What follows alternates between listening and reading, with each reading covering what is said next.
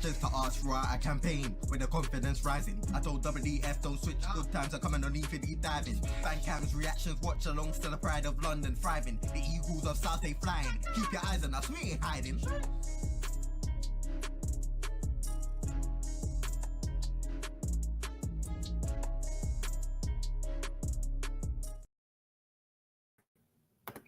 Right, so I think I was meant to add us in whilst the video was going, but oh well. Anyways, for everyone watching, welcome to the Crystal Palace pre-season friendly watch-along versus Charlton Athletic, which I'm sure we all wish wasn't behind closed doors. Anyway, I'm here with Chairman at the moment. How you doing, Chairman?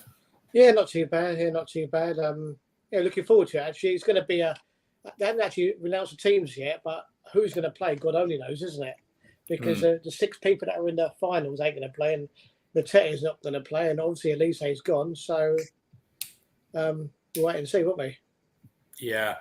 I wonder whether it'll be kind of like those mid-season.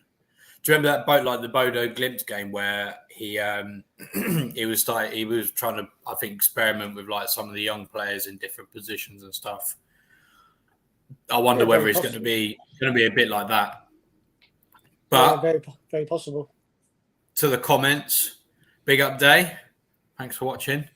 That's a good question. We were just talking about that behind the scenes. Actually, I'm trying to get it to work on mine because I bought the season ticket plus yesterday, so I'm kind of hoping that yeah. Well, I've seen a post on Twitter that says that the Palace TV is just a bit buggy, so I don't know if because I can't get on it for some reason. No, me neither. I'm on it. It's got like the pre-season 2024 live Palace Charlton, obviously, and there's music playing in the background. I can hear that, so that must mean that it's connected to something. But normally, within about sort of 15 minutes to kick off, they start running on videos just to make sure it works. But the team lineup's not out yet, so it could be something to do. Obviously, they stopped selling the Brentford tickets today because of the computer bug that's going around at the moment.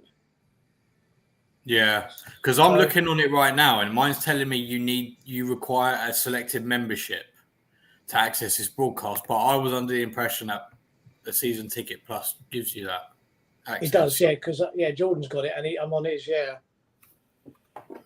Well, I'm on my dad's. Oh no, something's happening now. Oh no, it's not. No, it's not. But yeah, there's been. I think it's been a worldwide outage because I know. Yeah, so it's not just been Palace to be like. To be fair to Palace, it's not just us. I think it's everywhere. So yeah, Jordan's in Crete at the moment, trying to get back in. Oh, is he? But it's just changed now. And Daichi Kamada's on there doing an interview. So something's working. Okay, well that's a good start. Hopefully, I can get past this. You require a selected membership, apparently, even though I've paid for one. Yeah, Palace TV Plus. Season Ticket Plus has definitely got it with it. Okay. I mean, I'm using my dad's at the moment because he's not a season gold, but I made him a gold member, and that gives you with it. But Jordan's watching in Crete, and he's got I say he's watching. He might not be. I don't know. Oh, but maybe I'll message him and see what's going on then.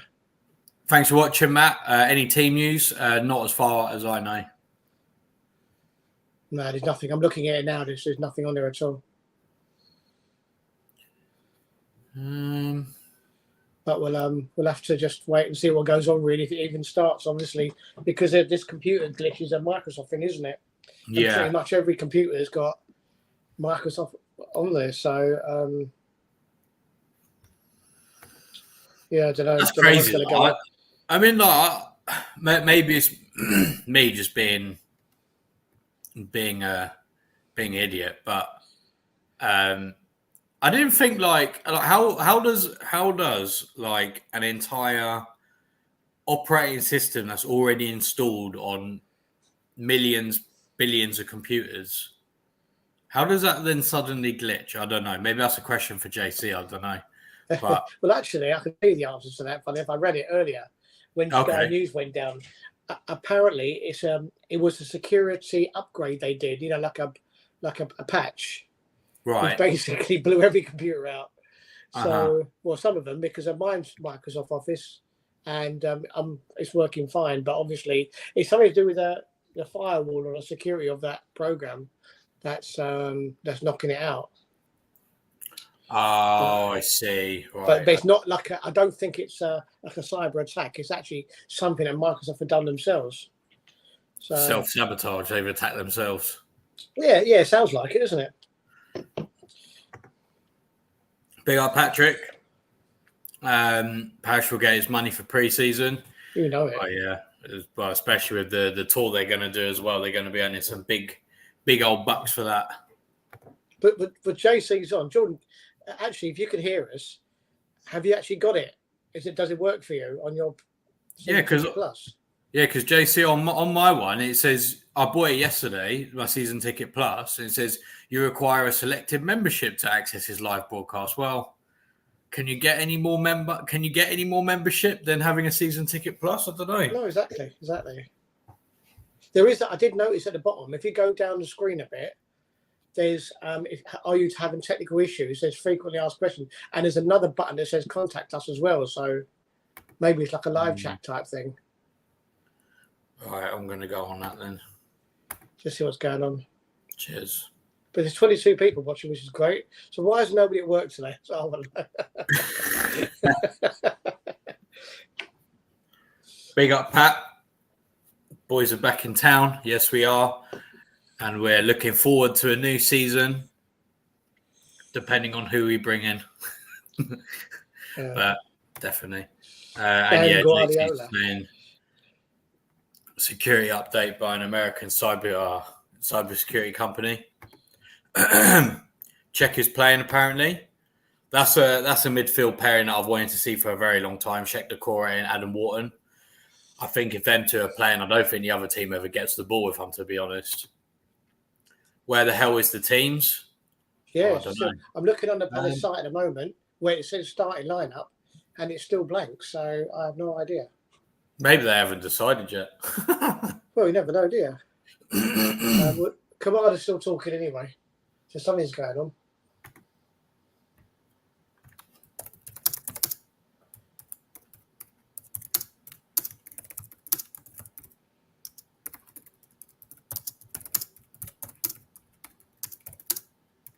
Sorry, I'm just writing an angry tweet.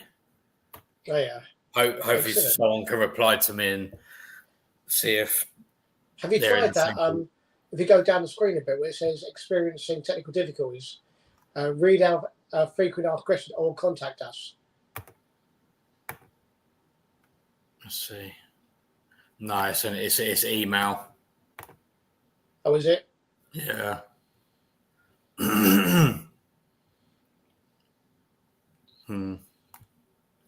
I'll try that in a second. Well, Hazard's put the team out. Johnston, Klein, Holding, Riyadh, Ward, Hughes, Kamada, Mitchell, Ayew, Schlupp, and Edward. Okay. Well, I guess that is basically our team without the six. No Decore in there, is there? Oh, is there no Decore? Oh, sorry, I missed that. Anyone? But that hasn't been confirmed by Palace yet, I've got to say. Well, what I've seen anyway.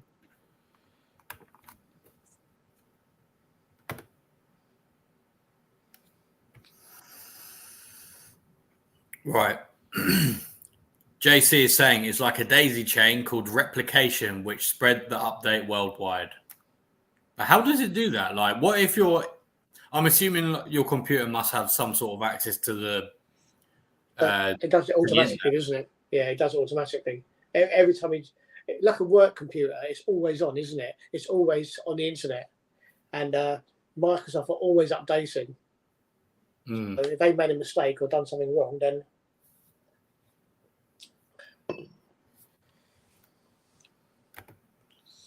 Oh, are English players back? Nope, they're not. Yeah, the bench is Matthews, Hamada, Ratsaki, a trialist, Hamada. Hamada's on this one. Oh, sorry, Adramola, Ozo, Decore, and Abure.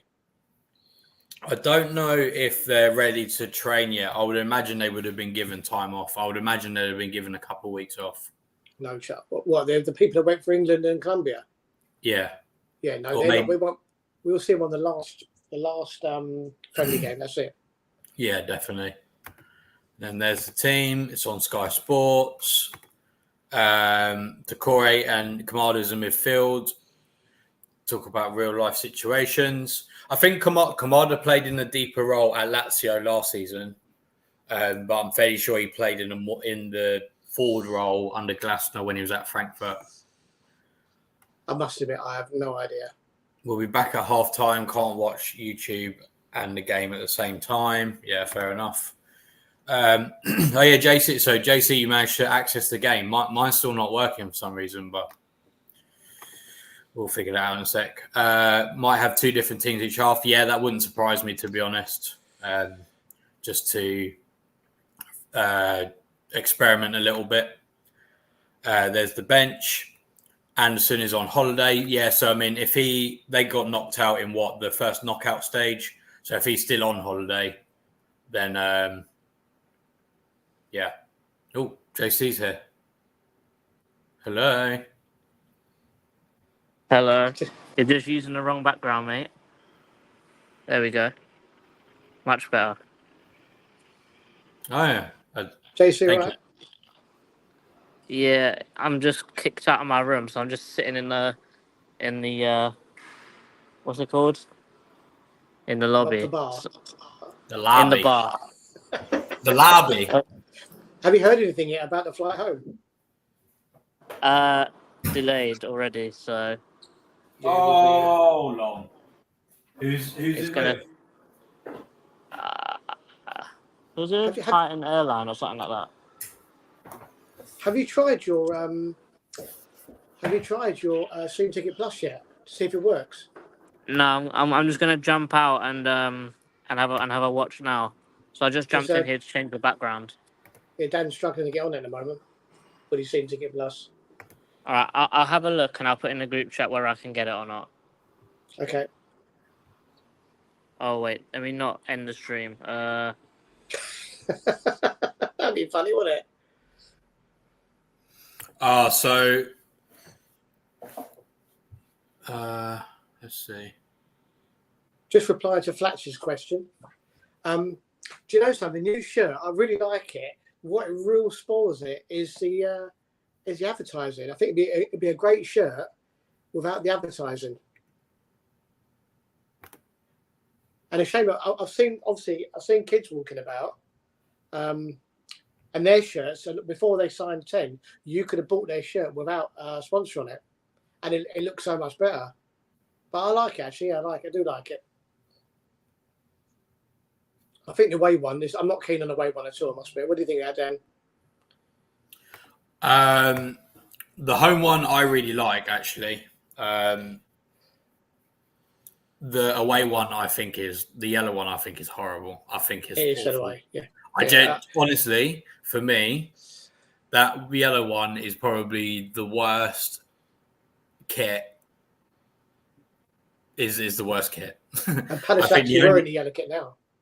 The only ones that I think were probably worse since we've been up were that weird one where you had the really big blue stripe down the middle. Oh yeah. It should have gone back to I think it was a 1991 kit. You know, we had the yellow shirt, the blue shirts, very Brazil looking shirt.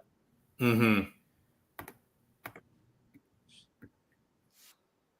Well, Palace have just put the team up, and it is exactly what whoever said it was Hazard, wasn't it? Let me see. It's got on there.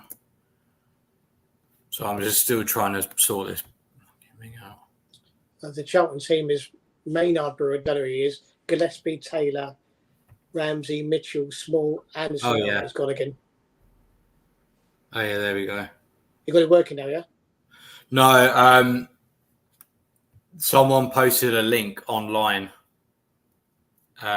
for a live stream, but so if I can get it to work on actual Palace, and I'll watch it on there. But otherwise, I'm gonna have to watch it elsewhere. Okay, yeah. Animal likes the yellow kit. Let's see. Because I think for me, the thing is with the yellow kit for me that I don't like. I just don't like. I don't like the fact that it's one really big eagle on there, and to be honest, I don't really like the color of it either. And I don't know, it just doesn't. I don't know. If it was say like that color, but they had like kind of similar to like the home kit where they've got lots of little eagles on it that were maybe that slightly off yellow, then I think I would quite like it. Or if it was kind of like I don't know, maybe like yellow with maybe a slightly different shade with stripes with like with little eagles on it, then I could get behind that. But I don't like it. Well, watching it on the screen now, I didn't realise that the eagle in the yellow kit is virtually white. They've just kicked off, by the way. Okay. And you can see it clearly, and now I can see the eagle. It looks even worse. Mm-hmm. It looks like I don't know what they were thinking. Well, we're just knocking it around the back at the moment. All right. Well, I'm still trying to get this to work properly. Other people are having the ST Plus issue as well, apparently. Are they really? Yeah. Like a few people have replied to me already saying that they've... I mean, last year, the ST Plus worked absolutely fine.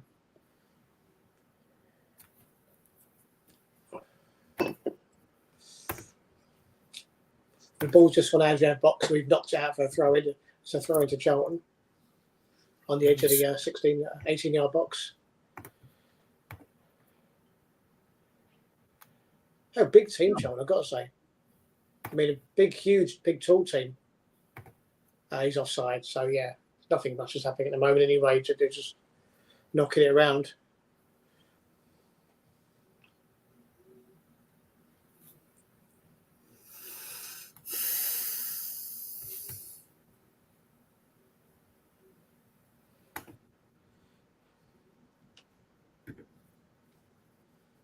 Can you hear that in the background, Chairman? No, I can't now. Okay, cool. All right. You got it. You got some life out of it. Yeah, so I've got a link. Wait, let me just. Welcome to the 41 people watching. Excellent. You probably think that we've actually got the stream of the game. I'll tell you what, Dan, do you want to send a link to JC on the group chat? Yes. Actually, let me at him on Twitter. Actually.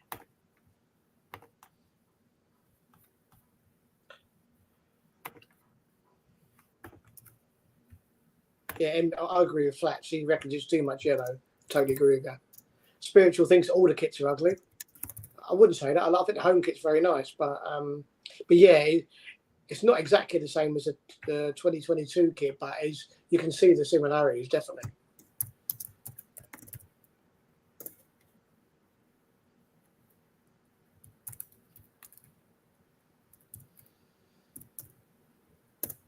Yeah, I must say even the colour scheme of our training kit, the very light blue with the dark blue shoulders, I don't think is not great. And the fact that at least the team sell so many shirts and training kits, you'd have thought they'd have done it better, wouldn't you? Yeah. Right. I think I'm okay. What? And Season Ticket Plus? No. Okay. On the alternative link. To be fair, it does seem like it is on a few of the usual websites. So for anyone who does watch it on interesting websites, maybe just have a look, because it does seem like it is in quite a few different places. Yeah, check it out, people. Check out Twitter for links. Again, we're just not been a shot yet. We're just knocking the ball around midfield.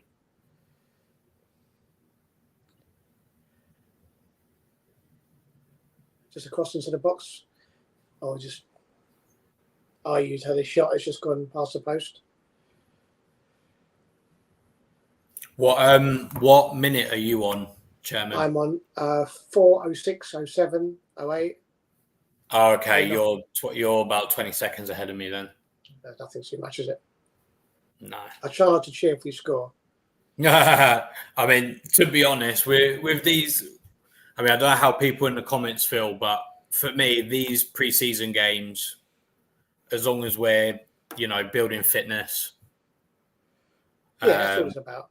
no one gets any injuries, and because, I mean, like the amount of times I've seen us not play well in a pre-season friendly game, and people get the right on, don't they? And actually, if our memory serves me right, didn't you go to Barnet last year and we lost?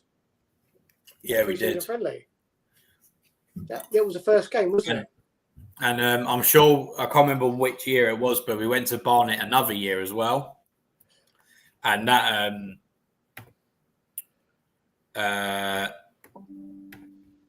we lost like 5-2, I think. Hughes just hacked somebody down. All kind of him in it in the pre-season friendly. Well, at least we know he hasn't changed. No, exactly. Oh, that's at the training ground, isn't it? Oh, yeah. Yeah, that's right. That's You know what? I don't know. It's a shame that they didn't put this on like if it was say tomorrow. Yeah. At Selhurst, I reckon they would have sold it out. Probably not on a weekday, but I mean, you'd have got probably 5,000 plus. I would have thought, but So I mean, if they played it tomorrow rather than today. Sorry, on a Saturday. Oh yeah. We'd have got a decent. I mean, then made the tickets like reasonable. Then absolutely, but maybe especially they're against Charlton. Yeah, but they're a funny team, Charlton, really, aren't they? Because I was thinking about it when we started. I mean, who actually is Charlton's rivalry? Because obviously ours is Brighton and Millwall's is West Ham, and Charlton, like they desperately want it to be us, don't they? But we really don't care, do we? That's the problem. I think we don't see Charlton as a rival at all. For me, they would be third place. I think behind Millwall as well. Yeah, definitely. And the fact that probably Wimbledon and Millwall are actually closer to us as well, aren't they?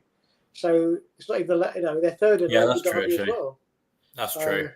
I guess Wimbledon, I mean, obviously I think this is before I was around, but I feel like Wimbledon, we never really played them enough to kind of justify that rivalry. And the fact they always beat us as well. And when they were good. I remember going to Palace when I don't think anyone else remembers this. But it was we was at home. I remember it just poured down rain the whole game, and we managed to we were 5-0 down at half time. I'm playing at home to Wimbledon, so it was pretty dreadful. I went to their stadium last season for one of the Papa John's games. Okay. And I thought they were. I thought it was a very nice stadium, actually. Well, me and JC were going to go. We went to Sutton because we'd never been there, and we lost 3-0. And then we would. Now the funny thing about it was, I don't think it was the season before. They said they were going to play the game at Kingstonian, and we thought just on a Tuesday night it would be a bit awkward. If they played it at their home ground, we'll go to it. But they said definitely Kingstonian, and what about? Like on the morning, they changed it to Kingstonian to back to their home ground, and I thought. Trying to think where Kingstonian play now, because Kingstonian used to play. Well, it was a bit of a weird one because they used to play. Oh, they play there now. Is it that? I've actually been to that ground actually. Have you really? I haven't. The Chelsea women play there now. As in, not their old one. I mean their. Where they play you? I've got no idea where they're playing now. Their current one. Their current one is the one that I've been to. I saw us play. We played Corinthian Casuals there in a pre-season friendly like a few years ago. Well, we just knocked the ball around the Charlton box. Schlupp put a ball in, which wasn't very good, I've got to say. But they didn't just ping it out to nothing, really. Mitchell at the back post tried to put the ball across, but it was basically a back pass, wasn't it? I guess as well for everyone. I think everyone wants to see, obviously, what I imagine for most people this will be the first time watching Riyadh and Kamada as well. Exactly. Yeah. Absolutely right. Yeah. I think that's another element to this. This one. Kamada's on the ball now. It looks comfortable. Just go through some comments. Seems to be the holding midfield. Yep, Animal. Not gonna lie, I feel like you're the only one who likes that yellow one. I was watching on the Fire Stick. Don't say it too loudly. Too much yellow. Yeah, I agree. What's the lineup? It was on. If you look up the chat spiritual, oh no, would you have been there? I'll put it up for you. Wait one sec. This is the lineup at the moment. Sorry, Dave, just replying today. I always use a VPN. Yeah, definitely. Yeah, there's some good free ones about. And to be fair, if you was to pay for one, it's only about £1 a month or something. It's hardly anything really. Yeah, I think because I've got Surfshark and I got a deal. I got a deal that ended up being a 2.5 year. Basically, I paid for 2.5 years of it, and 2.5 years, and it was only something like 30 quid, something like that. It's well worth it. It really is worth it because it disguises what country it is. So when you get stuff that's only available in this country, you can still watch it because I think it was a couple of years ago. Palace were putting they put a game on, but only for like foreign users, wasn't it? It wasn't even for UK users, and that's when he bought the VPN. You could watch it. So. Mm-hmm. Apparently, no, it's still not working. Some people on Twitter have said that their Palace TV is working now, but not for me. Let me try it. Let me try a different way. Maybe just got to restart it then. Oh, they've actually emailed me. Well, excellent. Sorry, they've actually DM'd me on Twitter. Okay, what did they say? They just said, "Can you send me your email address and your full name, please?" Actually, in the chat, is anybody watching on Season Ticket Plus? And if you are, is it working? Charlton TV, Franca. Nobody knows. He's training, isn't he? He's he's training. Like, weights. Before the game started, they showed him doing weights, so maybe he is training, but just not right for this yet. I don't know. Mm-hmm. Not really. I don't want to say he's been a bad buy, but £20 million. We're now to our second season, and he's hardly kicked a ball. A lot of that was down to Roy, mind you, to be fair. But he does seem to get injured a hell of a lot, doesn't he?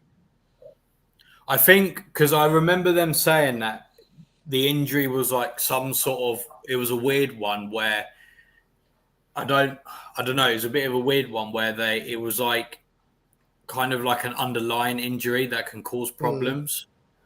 So I don't know if maybe they're just being careful with him or something. Possibly, I don't know. I mean, them underlying injuries, you probably in yourself think you can play, but you just make it worse, and that's the problem, isn't it? Mm-hmm. We also have to remember this game as well. We are probably missing 6-7 first teamers, aren't we?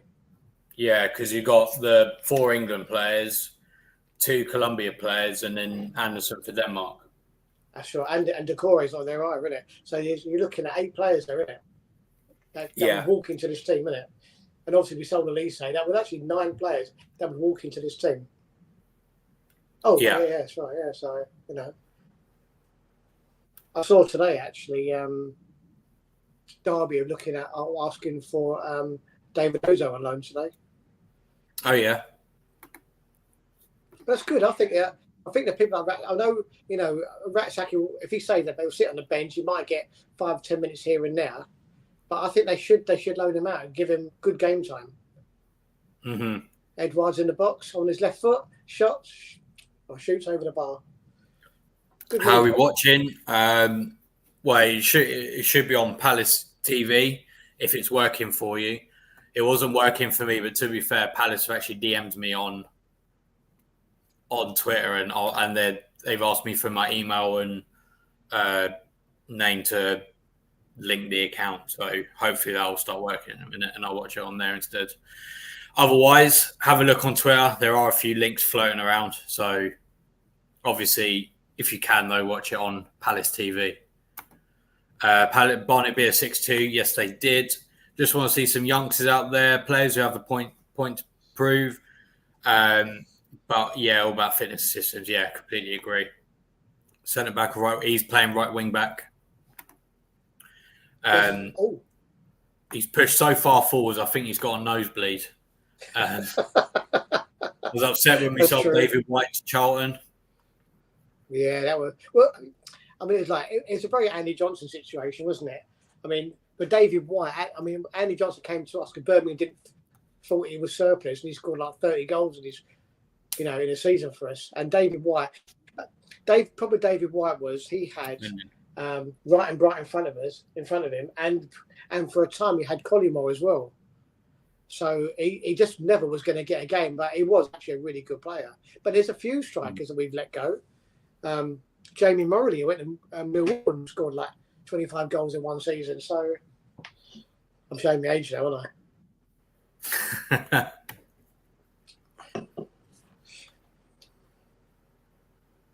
Oh, I think Klein's playing right wing back, isn't he?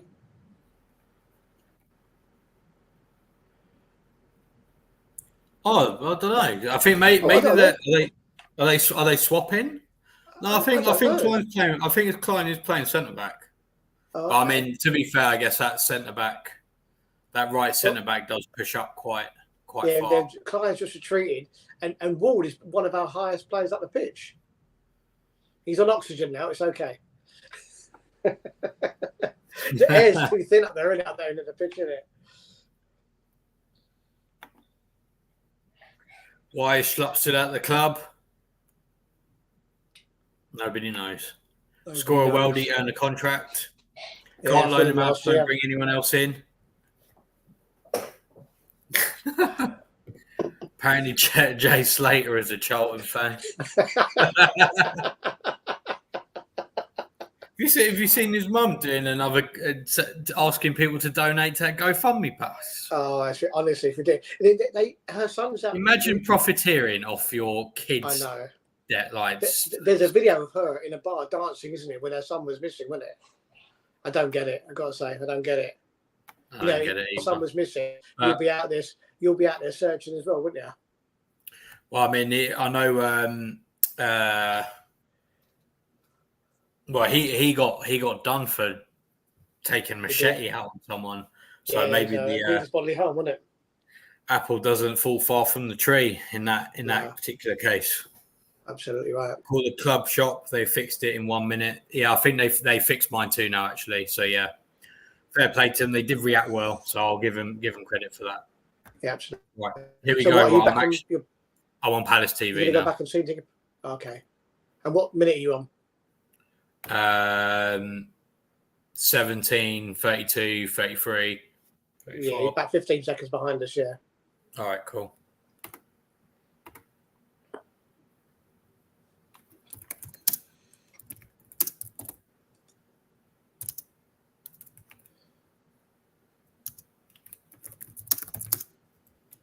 Charlton on the attack down the right, sweeping the ball into the box and away by God knows.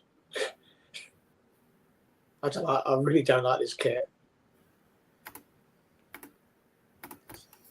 Right. Okay. Now I can focus my attention on actually watching this game now. Well, it wouldn't be Palace without some sort of hiccup. So. Well, unfortunately, it always seems to be the way, doesn't it? They find a way, don't they? Let me just. Dan's gone. Ball into the box. Oh, a shocking touch by Charlton, number 10.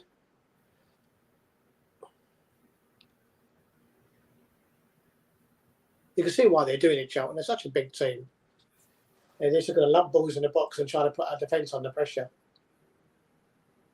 Now, if we have got Klein as one of our centre halves, it's not the biggest bloke in the world, and he's offside anyway. So I do think Klein at that right centre back role has been a bit of a revelation, to be fair. he has when he's got Gray and Anderson next to him, definitely, yeah, or Richards. Yeah, he's got two big centre halves. But if he's actually going to play as one of the main centre halves, then he's going to struggle with his height, isn't he? Yeah.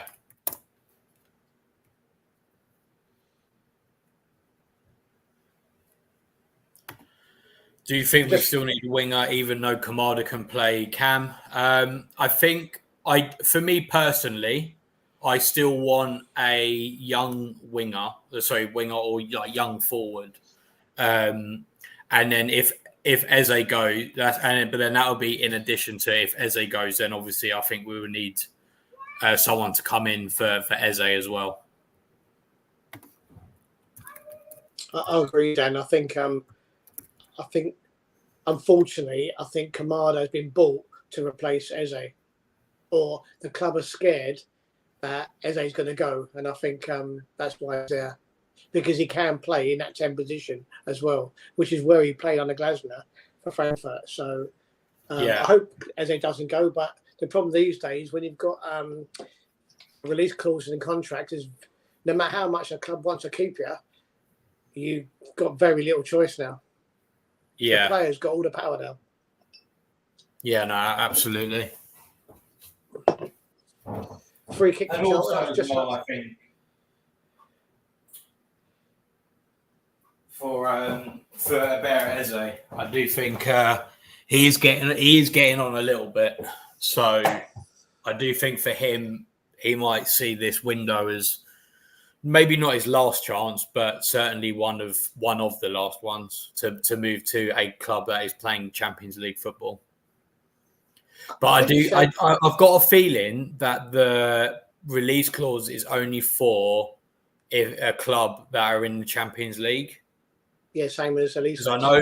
Because I know that there's been talk about him going to Spurs, but then I know that there was more talk about that now being difficult because of the release clause stipulations, and so therefore, obviously, Spurs aren't in the Champions League, so which is good for us, obviously, because then if it's a Champions League release clause, then that's a lot of teams that you would be worried would get him, but can't now. If that makes sense, because he wouldn't be able to go to a Chelsea or United or Spurs or Newcastle. I think to be fair, Dan, I think he can.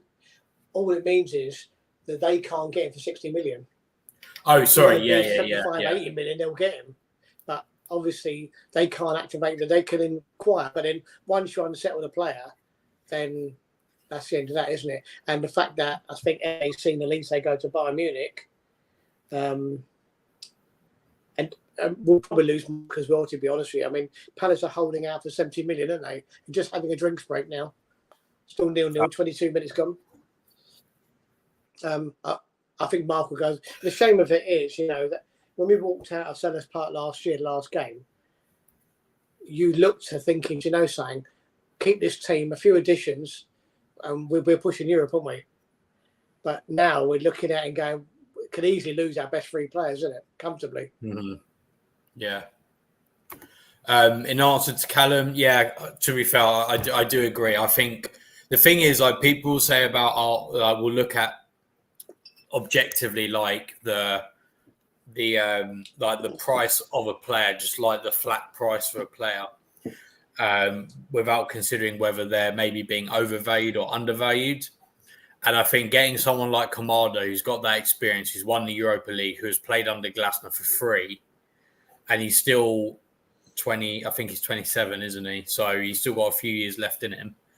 I think that's a great acquisition.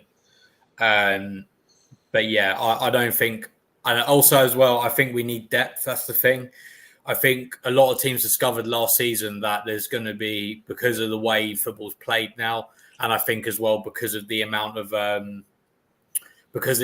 added time that people play these days in games. I think you need a lot of players to kind of pick up that slack. And I think if you're not making 4 or 5 subs every game, then I think you're kind of destined to get those injuries, unless you play in a very certain way, perhaps. And I think we're gonna need that. And I think as well, Schlupp and to an extent, RU are definitely not good enough for that forward role. So at the moment, without any additions, we currently have Eze, who's able to play that role, Kamada, RU and Schlupp. I mean, those 4 on their own, that's not enough depth, really, especially when definitely 1, if not 2 of them aren't really good enough for that role anymore, or at least not for what we want to go for, or at least not good enough to should really be starting games anyway. But yeah, I do agree. I wouldn't.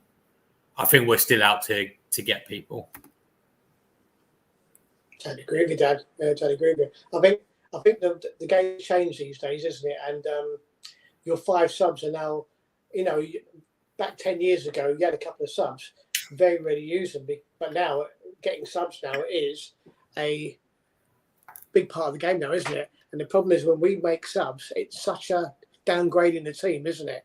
It's not like you just putting a slightly less player on. It's now a hell of a lot less player on, and that is really the problem. And you see opposition players targeting like RU, like Schlupp. And to be fair, up until Glasner came in, like Hughes as well, but Hughes has been a bit of a revelation under Glasner. So, but yeah, we need. This is where you need the young, look for the champion, look for League One, young, exciting strikers. Something a bit different, especially up front. We need something a bit different. Yeah, definitely. And I'd like us to see, I mean, for me personally, my ideal summer, and this isn't to say that if it's anything less than that, I would be unhappy.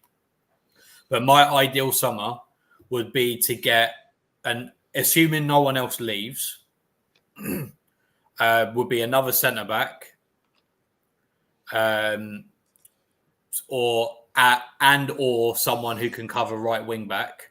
So that could be that same centre back, or it could be another player or whatever. I do think we will need another forward, and ideally, I would like another striker, regardless of whether Eddie leaves or not.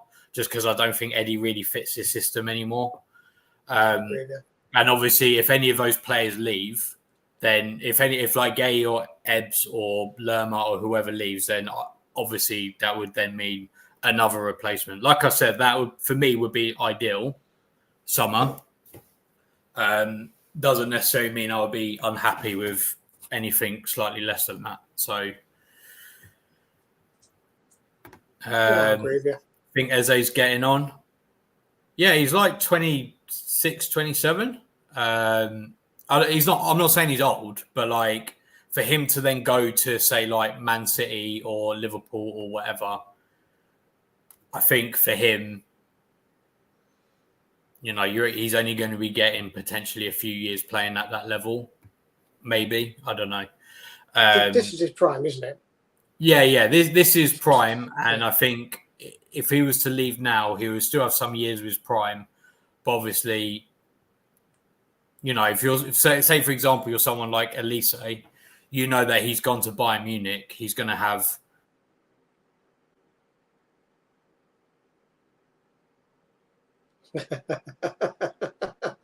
Don't do the madness. Olise was bought for his potential, wasn't he? And that's the thing. I mean, he's already a fabulous player, and who knows where he'll end up now. Eze's a different kettle of 50, 26 is his prime, but also his prime for playing, but also our prime for maximising a sale. And, probably this year or this time is the time you'll get 60, 70 million. 6, 7,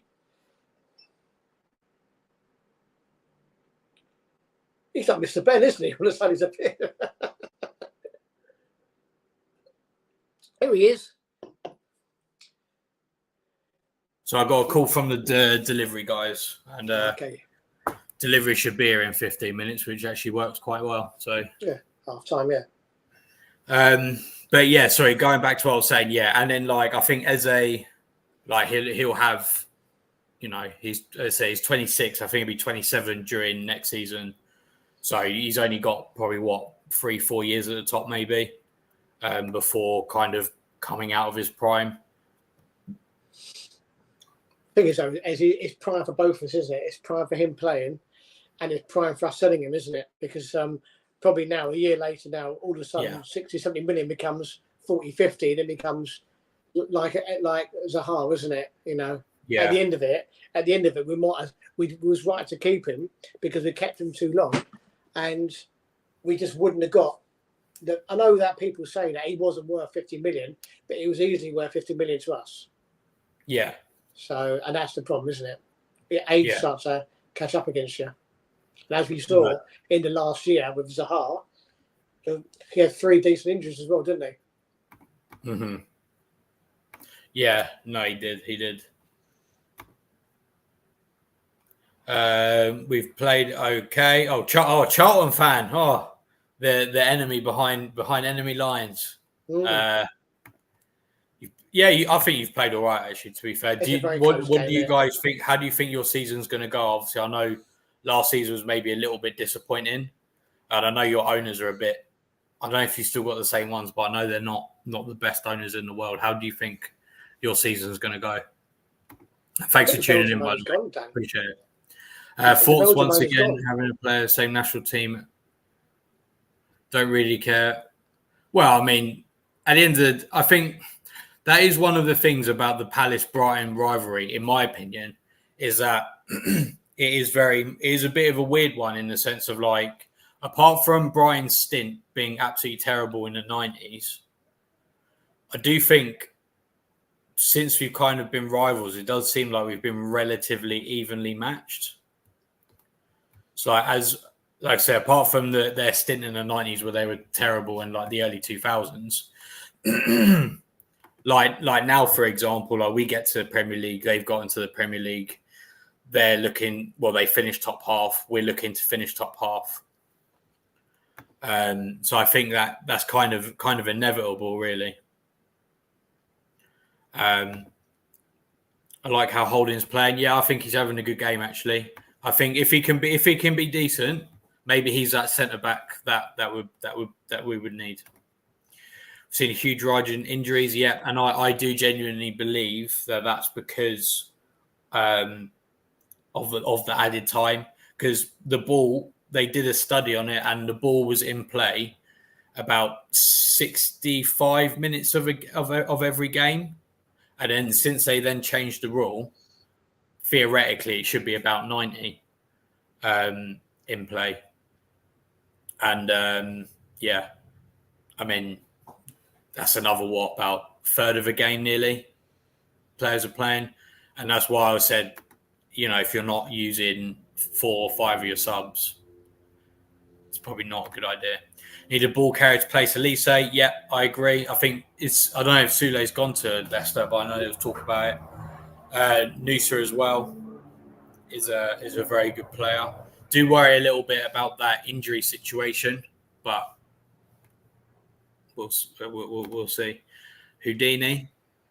Don't want Izzy to fall in the Zaha trap. Yeah, I completely agree. I think he deserves to play Champions League football. He's been through a lot over his career as well, and I think, if there's any player who deserves to be playing Champions League football, I think it's him. Are we assuming number 10 on the lineup is as player 1?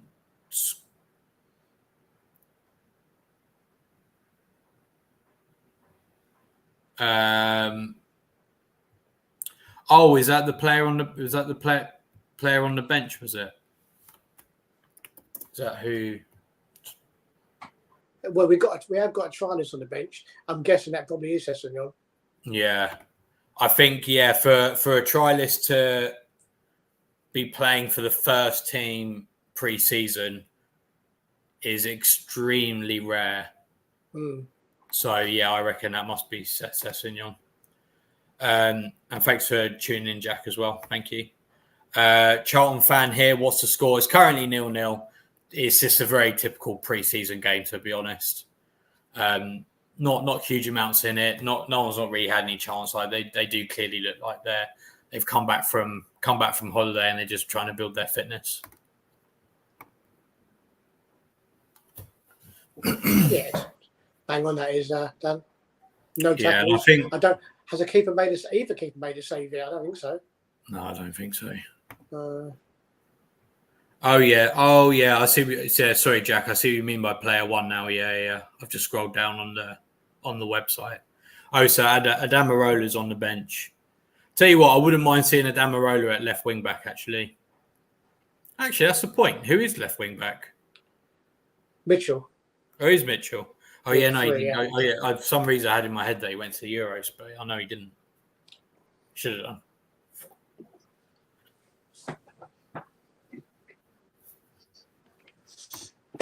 Yeah, he should have done, but he didn't go. Yeah, I mean, I can see all of those play, but then that's another question actually. Then, if we were to play, say, Sessin, like, who would you bring on then in this game? Do you think? Would you bring on Sessin on the left wing back, or would you bring on Adamarola for a bit more experience? This is the problem, isn't it? I mean, I think Sessin's good on a free, but are you then stifling the younger talent? Well, this is it. I mean, how old is Adamarola now? He's got to be 19, 20 now, isn't he? I'd have thought maybe 21 even. I'm not sure. No, he's not. He's not 21 yet. Actually, he'll be 21 in November. So he's 20 at the moment. Yeah. So then that's the question. Then would you then maybe loan out? I've always been a great believer in loaning out your younger talent, unless something's really something like Wan-Bissaka was. But if you're going to keep a player like Ratsaki last year, a whole season, and in total he probably played an hour's football, I think it's probably going to be more detrimental to him than actually loaning him out to a championship club, and he'll get 20 games under his belt, which will do him more and do us better in the long run than. But the last year we probably kept these players because we had no squad depth, which is another point he made earlier. So. Well, yeah, and this is it, and I do think that I know we've talked about this before, but I think Raksaki's season last season I thought was such a shame, really. Yeah, it's a waste. Because I do think had he got on that loan to a Leicester or an Ipswich, I do think he would have been. I think he would have gotten some very valuable experience, and I would like to have thought he could have been a squad player for this season. Yeah, because I do think he does have the talent to make it at Premier League. But I mean, when you lose a year at such a crucial time, it can sometimes be Charlton through it. He's the overrun difference. it a bit. He's still there, and that's a goal to Charlton. What time are you on? 37:20 now. Okay, let's see this then. Okay, Yeah, so they're at the back. Around. One ball over the top. I think Holding was caught in a no man's land, wasn't it? He was standing back. He didn't really press the player. Oh, it's a good finish. Yeah, Anake, Anaeke, whoever that is. 1-0 to Charlton. 37 minutes gone. Sam should have stayed a bit longer. You just scored. Thanks for watching. I think it was a good finish. Actually, I have to say it was a good finish. It was a very good finish. It was. I don't know if you managed to watch it, but one of your centre backs kind of pinged it over the top, and then one of the players had pulled wide, just kind of flicked a head on, and then our defenders. I think Rob Holding's been caught out a little bit there. To be honest, I think he got on the wrong side of him. I think he should have been the goal side, and then he just kind of run through, checked his run a little bit. And then the midfield's not followed a late runner and then he pinged it in the top corner. It was a good finish, actually. It was a good finish, yeah. I wholly agree. FFS. I don't know if you know lot know, but the channel was featured on the channel. What? So it was featured on a channel called Football Icon on the multi-club structures. Oh, really? Well, Okay. what? As in, what was it, like a screenshot or? Because I haven't seen people in the group chat mention it, but I mean, to be fair, that doesn't mean anything. What I will say, Sam, is that obviously I know you're not going to give money to Palace, but there are some links floating around on Twitter. Maybe have a look on there. I can't post them on here, obviously. But yeah, have a look. Have a look on Twitter if Charlton TV is not working. Screenshot with texter. What? Addison or John? So I'm just trying to think what the screenshot would be. It could be when he gave an interview to us, didn't he? After the Everton game, where we beat him in the Oh yeah, so yeah. I think must be that then. I do know who Football Iconic is actually. He makes some good videos. Was he on? He's on YouTube or something, or yeah? He does like I thought I subscribed to him like a few years ago. He does like just like football videos, like stories, I guess, in a way. Okay.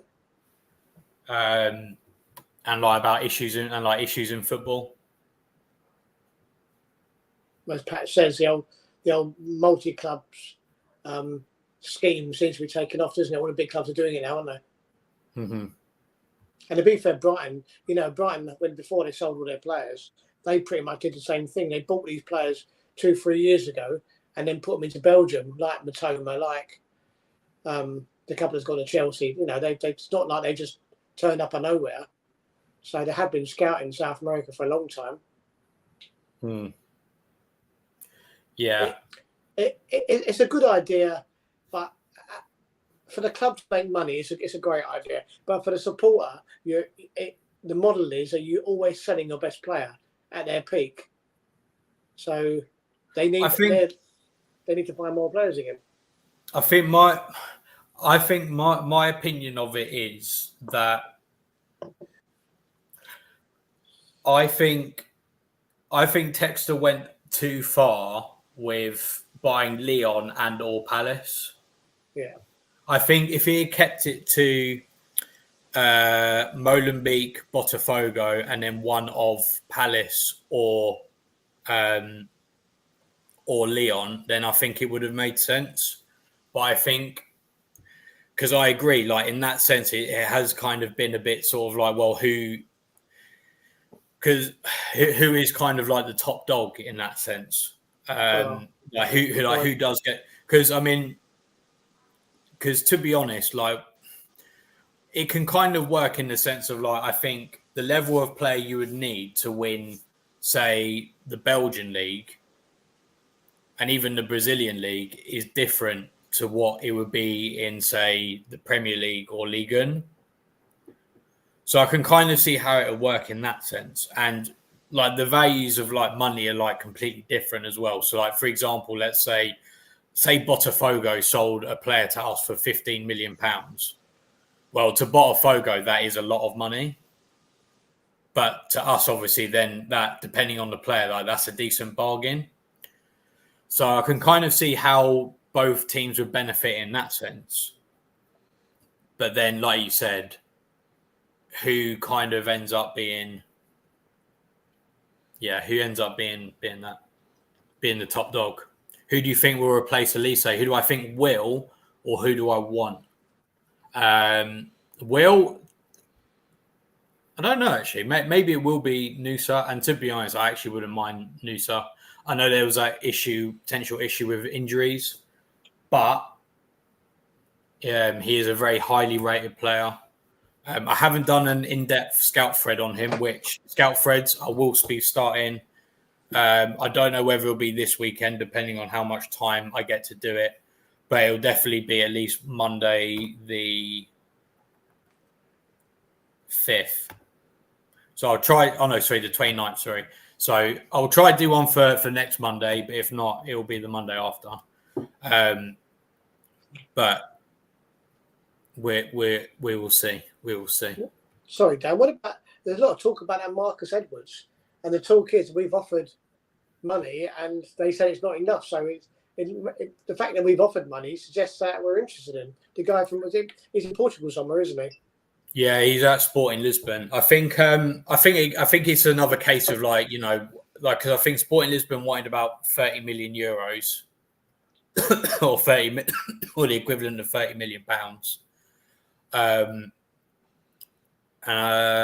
think I think we're obviously not prepared to pay that kind of money for him. So I imagine we've kind of lowballed them a little bit just to kind of, just to kind of be like, well, we are interested, but we're not prepared to pay that. So let's maybe meet in the middle somewhere. Again, he's another player that I need to look into a little bit more because I don't know. I know bits about him, but not huge amounts. So he's another player I like to look at. But for my scout threads, I'll be looking at players that we've already signed for now until the season starts, which is only 1, 2, 3, only 4 weeks away, roughly. So got plenty to look forward to. Actually, Dan, have you seen that? I don't know anybody else. Have you seen that Twitter thing that's going about of the Tottenham? They were doing a podcast of players they want to buy, and somebody put on there they want to buy. They put empty cabinet on it, didn't they? And they called him empty cabinet or something like that. And the guy was going, yeah, such a good player, and good. I don't think we'll get him, but it'd be a real bonus if we can. I think what is going on there, isn't it? Was I think it was like it used to be the old joke used to be like an Italian player, wasn't it? Like carbonara or something like that. Yeah, empty cabinet. Yeah. Yeah, Pat. I think that's the one that Chairman said earlier. Yeah, I think it's half time. It is half time. 1-0 Charlton. Hopefully, quite a few changes at half time. Give you for run. Yep, I agree. I'm still debating whether I'd rather see a Damarola or Sessegnon play. What do you guys think? Sessegnon or a Damarola at left wing back? Or would you put them both on? And where would you play them? Textor and Palmeiras, greatest relationship ever. I'll be honest with you, a lot of people in Brazil don't like Palmeiras because they've got, put it this way, they've got a lot of money. They're successful. So naturally, and also as well, yeah, people just don't like them over there. I want Edwards. How are you watching it? We're watching on Palace TV. If you haven't got Palace TV, get it.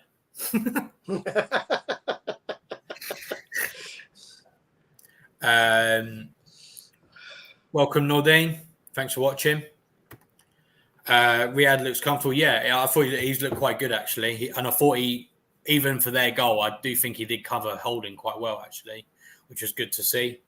They're just showing highlights of it. He actually pushed him out quite nicely, isn't it? But the problem was that Holding just stood in no man's land, didn't he? Yeah, he got caught. He should have. If you look behind Dan, you see every single sub warming up. Yeah, I think so, because I think he did that against Bodo Glimt as well. I think they tend to give like a half each, don't they? And in my experience, like when I've seen them, like they do tend to do that, don't they? Like they do tend to give like players half each. It says on the bench, yeah, we think he's player one. Yeah, there's a dry list on the bench. So, yeah, I mean, yeah, it would make sense for him to be that dry list. Good first half. Yeah, you guys played well actually, and you took your goal well. I thought it was a good finish. Mm-hmm. You caught our extremely experienced centre back. He used to play for Arsenal now. But yeah. See online that the new stand won't start until 2025, but we have got a builder. Yeah, it's taken a while, but Australian firm, isn't it? I'm just going to go. I'm just going to go sort out my.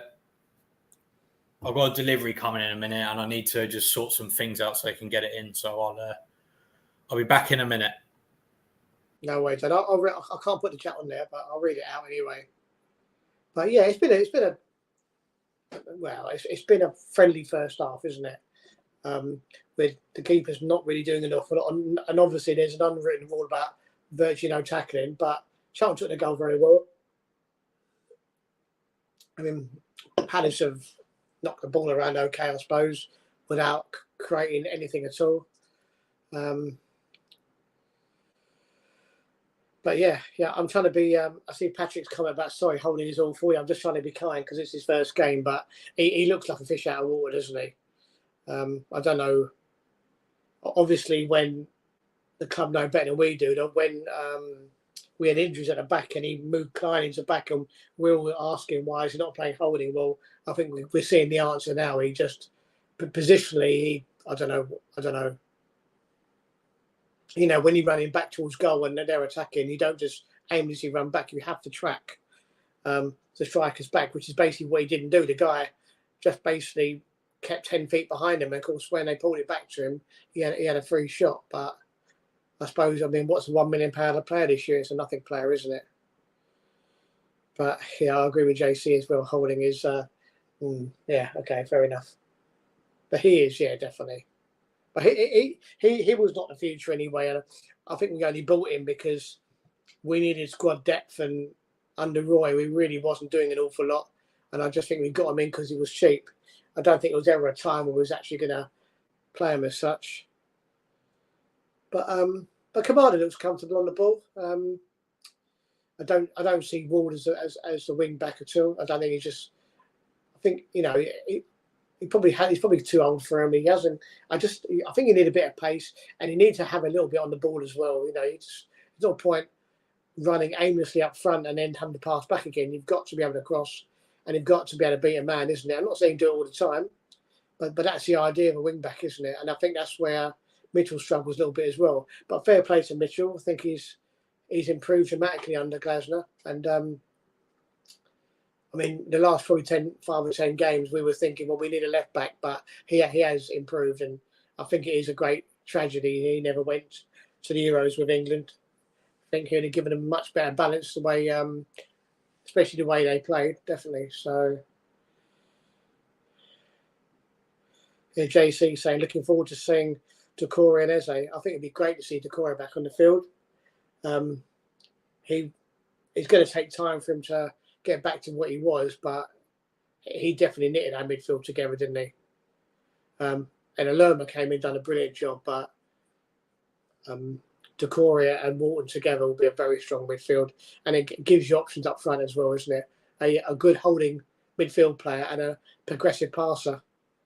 And Walton's another player, isn't it, really, who never got 1 minute in the Euros, who probably England needed a progressive passer. I can't believe he never got any time, especially in the third group game when we officially qualified, and against a lower rate. I think it was Slovakia or Slovenia. Can't understand why he never got a game. Ridiculous.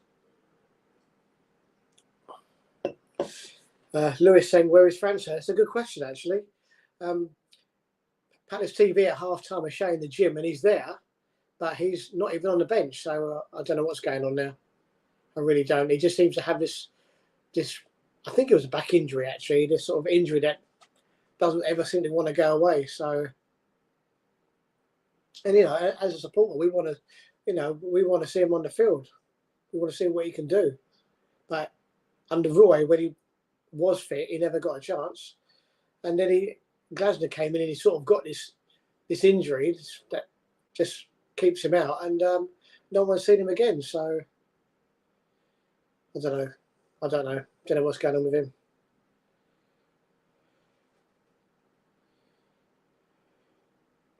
Oh, there you go. JC saying Francis recovered from surgery. So he's in the gym, but obviously they don't feel that he's right to be running around. I think Hamada and probably Sessegnon will come on, because I think Sessegnon can play left midfield as well. So he might find that they'll play both of them. It could be a change of formation. not really sure what Glasman's going to do, but I think it'll be a completely different team in the second half. Completely different. Yeah. I've waffled.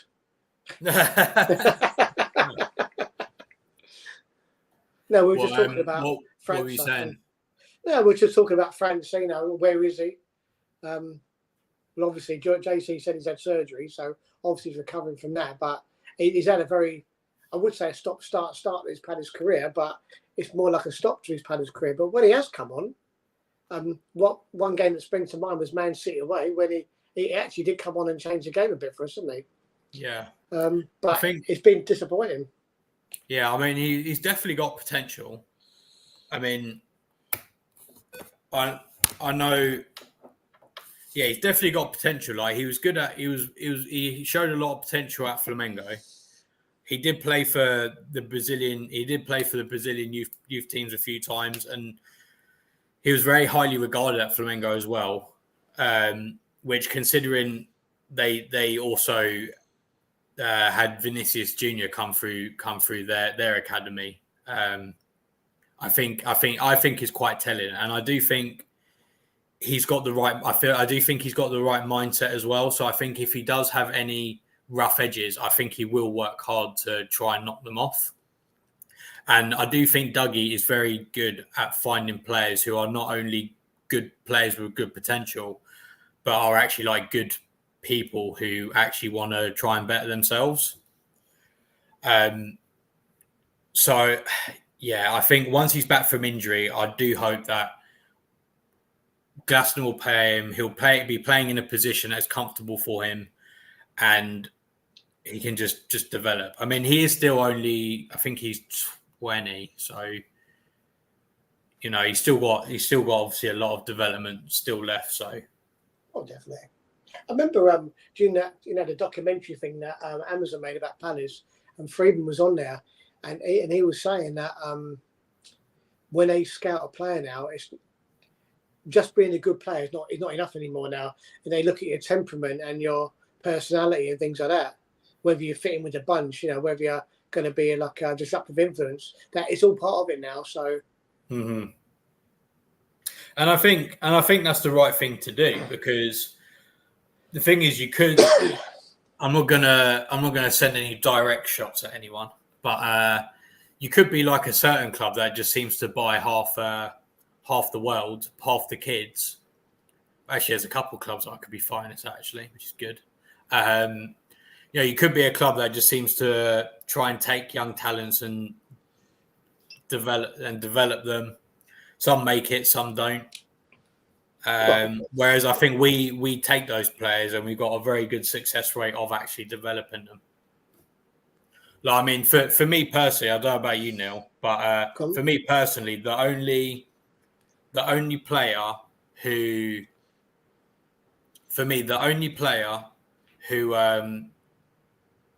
I think has been a little bit of a flop since Dougie's come in. So when I say a flop, let me re-say this: a flop, an expensive flop, is Eddie, and even then, he could maybe get a return on his money. Right, my delivery's here, so I've got to go and take it. Right, see you in a bit. Okay, no problems. Yeah. I would probably throw a few more in there, actually, personally. I've always believed that Eddie's actually a good player. I think he's just playing in the wrong system. I think he's good with his feet. He's quite quick. I just think the system doesn't suit him. I don't know. Obviously it's in Scotland. I mean, he don't become a bad player overnight. But yeah, I think he's failing to achieve. Probably, maybe he needs to work harder himself a bit. But yeah, definitely the system. I would say that a couple of other iffy buys. I think Malcolm has failed to deliver really. When I've seen him play, when he's played in early League Cup games, he's struggled a bit. And Luke Plange, it makes you wonder if, when we were in administration, when we saw the state that Derby were in, that we bought the two players in the hoping that they would come good. I mean, Malcolm went over to Belgium, to Molenbeek, for half a season. They didn't want him at the end of it. And they didn't want Luke Plange either, but Luke Plange is doing quite well in, I think it's Iceland now. So, but as a young kid, would you go to Chelsea? I don't know. You know, you go to Chelsea, very, very hard to get a first team place. You get 40 kids get loaned out week in, week out. So it's probably not a good grounding for a younger player. And probably Tottenham's the other one. I mean, Tottenham has traditionally been a destroyer of young talent.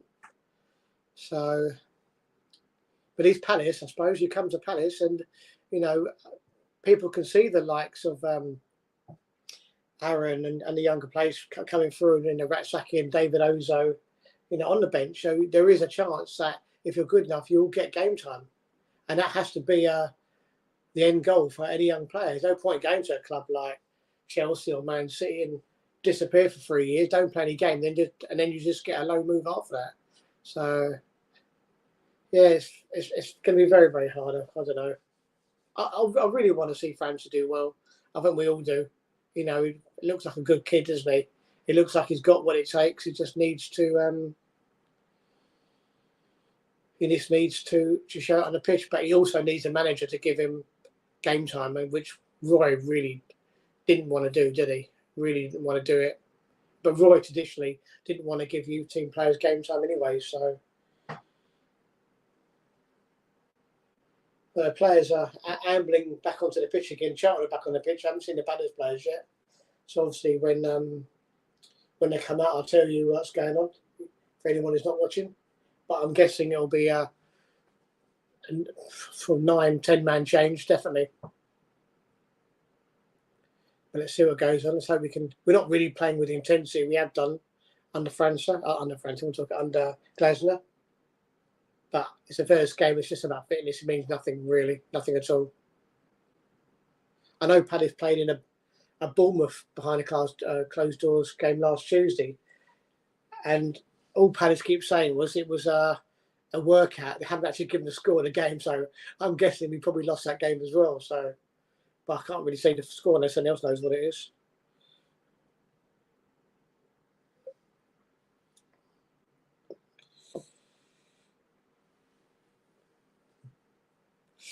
Pat saying, hopefully Schnupp doesn't look like he has given the last kids out of the Goonies a run for his money. He looks fitter than last year. I remember when he came on last year in America, we just couldn't believe the size of him.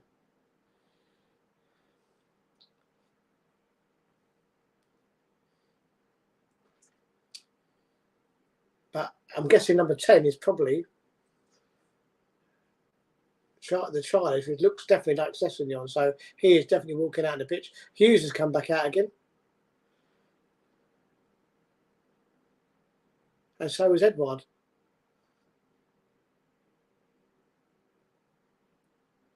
Can't really tell at the moment. The camera's not really closing in.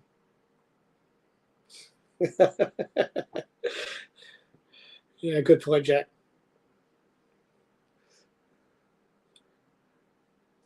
I mean, to be fair, Schlupp he looked pretty overweight the whole last season, to be fair. I mean, he did get slimmer down. I don't think actually we've made that many changes.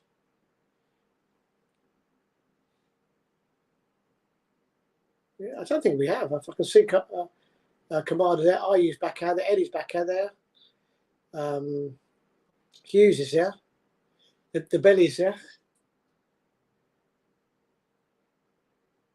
So maybe one change.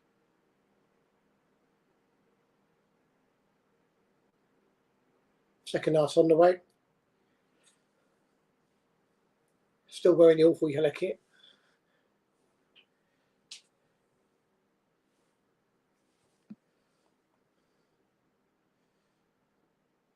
And Holding's still there as well, so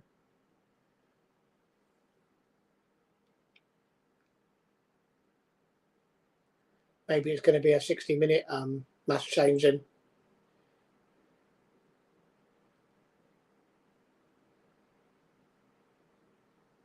I walked a whole lot deeper this half.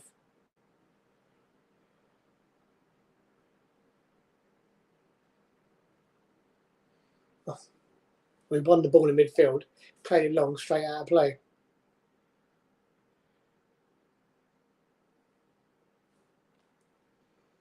Yeah, Mitchell's off for the try list, which I'm guessing is Sessegnon.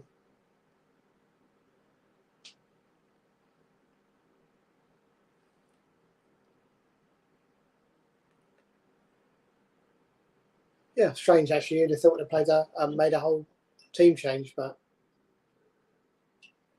it's very hot out there, so I'm guessing they're getting a bit tired.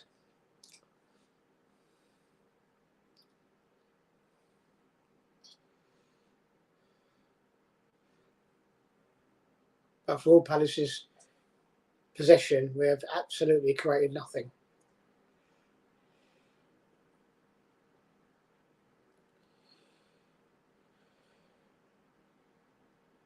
Big up Tim has just joined up, said good morning. It's afternoon here, 1:10. It's been a proper pre-season friendly with not a lot going on. Charlton have scored, obviously. Their goal was a good goal, but from a Palace point of view, it was very poor defending from Holding, no closing down at all. Pretty much just gave him space in the box to have his shot. We got lots of possession, but we really have created nothing at all. So there's a lot. I'm sure Gaz is going to want a little bit more from the team second half.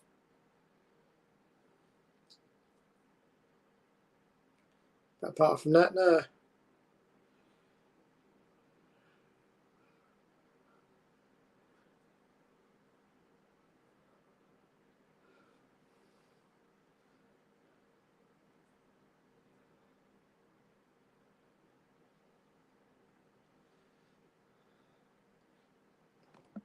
Yeah, UK Pat's on form today. Tim, for your sake, is a ding dong Bahorta ball is dead. But I'm saying this is for your sake and yours only. Has he been sacked yet? I wonder, because it was quite poor America, really, wasn't it? Where Canada did very well. We're probably a lesser team. Got to the semi-finals, I think, didn't they? Right, I'm back. Hey, I was running out of waffling. Anything happen? No, nothing at all. We made one change. Mitchell's off. Number 10, the try list is on, which I'm guessing is Sessegnon, as I don't actually know what he looks like, but he does look like him. But no, virtually no changes to Palace at all, just the one change. So just the one. Yeah. So yeah. The team's in the house anyway. I do agree, Jack. I do think Sessegnon would be good, especially on a free as well. I don't think he was on loads of money at Spurs. So yeah. Oh Jesus. Oh yeah, Tim. How do you feel about Vieira coming in? I mean, I can't imagine. Actually, yeah, for all of our other US based viewers, what do you think about Vieira potentially leading your national team? See the picture of Sessegnon on your kit. Was that the selfie that someone took outside the training ground? Is that the one? Is that we? I think he did actually. Yeah, I think he did on Instagram. Let's say, was that the selfie with a fan or? Oh yeah, that's a good point actually. Who else was linked to the job? Obviously, I know Berhalter, is that how you pronounce it? Berhalter, I don't think was that popular. Oh yeah. I have seen that, Pat. Yeah, bodes well. I'm surprised. I'm surprised no one else is taking a gamble on him. On who? Sorry, Dan. Sorry. On who? Taking a gamble on who? Sessegnon on a free. I know he's had his injury issues, but on a free, I'm surprised no one's taken a gamble on him. And he's not. As I said, I don't think he's on loads of money. So he's been training with Palace the whole summer, hasn't he? Yeah, he has. Yeah. So obviously we've sort of quietly tapped him up before everyone else has. So that's obviously good work by doing it again, isn't it? Hmm. I saw. I don't know who it is, but Charlton have substituted the goal scorer, and they put on a try list, but I have no idea who it is. Okay, yeah. So we can't have the Jack saying the commentator said Sesame on, but we can't actually have the sound on for copyright reasons. So Yeah, that is Sessignon on the left. yeah, number 10 in it. Yeah. Oh, we've had a cross from Kamada there, and flashing across on a miss header. I think I'm a little bit behind from you. I'll tell you when we're just showing a replay at the moment. 51-40. Were you on, Dad? It's just showing that replay. Okay, so you're a bit 51-40. I'm 54. If I just freeze it for 10 seconds. Tell me what numbers you're on. 47, 48, 49, 50, 51, 52, 53, 54, 55, 56, 57, yeah, 58. I'm the same as you now, yeah. All right. 52. Thank you for watching. Dan counts to 60. See, he can. See, I can. I want to thank my mum, my dad, my maths teacher.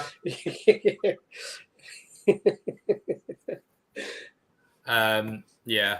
Going back to these comments, MLS guys. Oh, so who? Because I know a couple of them, but I don't know. I know you got Wilfred Nancy. He's going to be pretty decent. I don't know if you were linked with him. And there's another manager as well who I can't remember who it is. Who I'm fairly sure is pretty decent. Was he not linked either? Patrick has it right. GGG had us playing so far below the talent of that team. Who's GGG? Is that what people call Berhalter? Just said Sessignon and then said oops. I guess officially the commentator would have to call them trialists, wouldn't they? Yeah, that's right. Is that how it works? I'm not sure. Do you know, I was talking about JC last night, I was texting him, and when I told him that Vieira got the boot again, and obviously, I mean, we did okay in our first season. I think we finished 11th, didn't we, under Vieira? But if you think who was in that team, I mean, we had Gallagher in that team, we had Zaha, we had Eze, we had Olise, didn't we? To be fair, I think Eze was injured for most of that season. I think he left him on the bench most of the time, didn't he? Can't remember. I know he was coming back from the Achilles, but I can't remember at what point he was available to play again. And do you remember old Vieira playing Olise in the 10 role when he was killing him on the right wing, when he moved him inside and did very little, didn't he? He amazed me. He amazed me because you played Olise in the 10, which, okay, if we haven't got another 10, that's not horrendous, I guess. But the fact is we had a 10 in Eze, and he played him on the left. I know. It was ridiculous. He had such a talented team. Yeah. And Gallagher as well, wasn't it? Gallagher was in that team as well. And his biggest problem was that if we was 1-0 up, he would close up shop. So with 15 minutes to go and literally just sit on the penalty box. You know, it was terrible. I mean, Arsenal was a great example, wasn't it? When we actually literally gave up with about 10 minutes to go and just gave them shooting practice. And I think Lacazette scored or equalised in the last 95th, 96th minute. Yeah. But we conceded so many goals in the last couple of minutes. It was just ridiculous. His game management was so bad. Yeah. I mean, I do think when we had, I think under Vieira for me, I always felt like the midfield, when we had the midfield three of either Koyate or Milivojevic in that holding role, and then they were flanked by 2 8s. That was either Conor Gallagher on the right-hand side and then MacArthur on the left. I do think when MacArthur got injured on the left, that midfield was fantastic. And I thought it really was, that football that they played with that midfield, I thought was some of the best football that I've personally seen at Palace in the Premier League.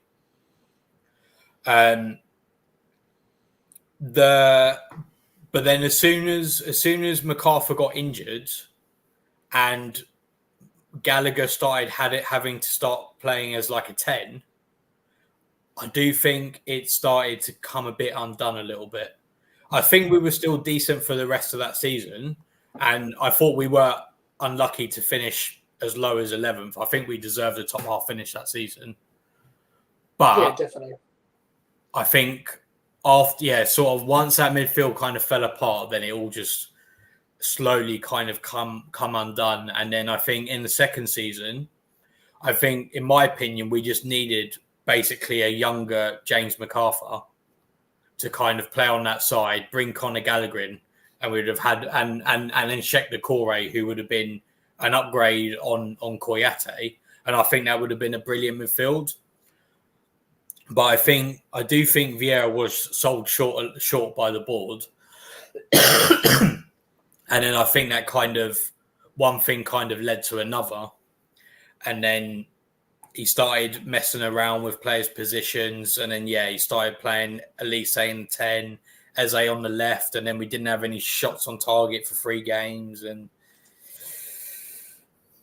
I think you're right, Dan. I think was it 5 games that season, 3 on the trot. And we were at 3 of them games on the trot, weren't we?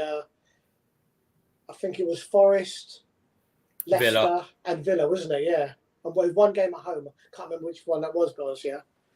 But you look about. It was just maybe it was 4 on the bounce then. Might have been. I don't know. But it was pretty poor, wasn't it? I still do find it funny though that Forest game that we had a penalty and we still managed to have 0 shots on target. It was a hard mission, didn't it? Yeah, we were there, weren't we? We were there, unfortunately. Yeah. No, it was a good day out, to be fair. It was, yeah, definitely. Yeah, had a few beers, didn't we? It was a good day out. But when you go back to Vieira and the Chelsea semi-final, and I know we couldn't play Gallagher because of the loan problem, but it just seemed like a wasted opportunity, didn't it? Because you really didn't. It was such a. Can't tell you, it was such a brilliant day out, except for the game. We just didn't perform. We didn't turn up. It was just a missed opportunity. Yeah, I think he did bottle it, to be honest. He did. Because Chelsea didn't play well in that game. Like Chelsea weren't very good. So I think you can hold your hands up and say, fair play if they turned up and they smashed us, and deservedly so. But Chelsea weren't good that day, and I think because he changed the formation, didn't he? Like he changed to 5 at the back, like just for no reason. Yeah. Well, because he was panicking because we never had Gallagher, did we? Yeah. He just didn't know what to do, did we? Cool. Well, there's a good shot from Shook there. Yeah. Did they hit the post, or was it safe from the keeper? Actually, they subbed their keeper, haven't they, Charlton? Thoughts on Reece Nelson? I don't know huge amounts about him, to be honest. To be honest, what I will say is that any sort of squad player at a team like Arsenal is probably going to be a very decent player. So, but that's all I can say, really. But GGG free. Oh, I can't even speak at the moment. You're watching that Dan old Ratsaki and Doucouré stripped, ready to come on. They're stripped the screen now. Yeah, no, they're stripped there. They're stripped down. They said they'll be coming on in a minute. They've stripped before 9 o'clock, isn't it? You can't be having that on TV. Yeah. Well, that's old stuff. When you're a sub, when you take your tracksuit off, you're stripping to get ready, isn't it? That's how. I know. I'm just joking. Schlapp last 5 minutes. Last 5 minutes, streaks will never forget. Yeah. It's like his last 5 extra large pizzas you'll never forget. Yeah, I completely agree, Tim. I thought, because on the right hand side, I thought what Gallagher provided, he provided a link between the midfield on that side and the attack.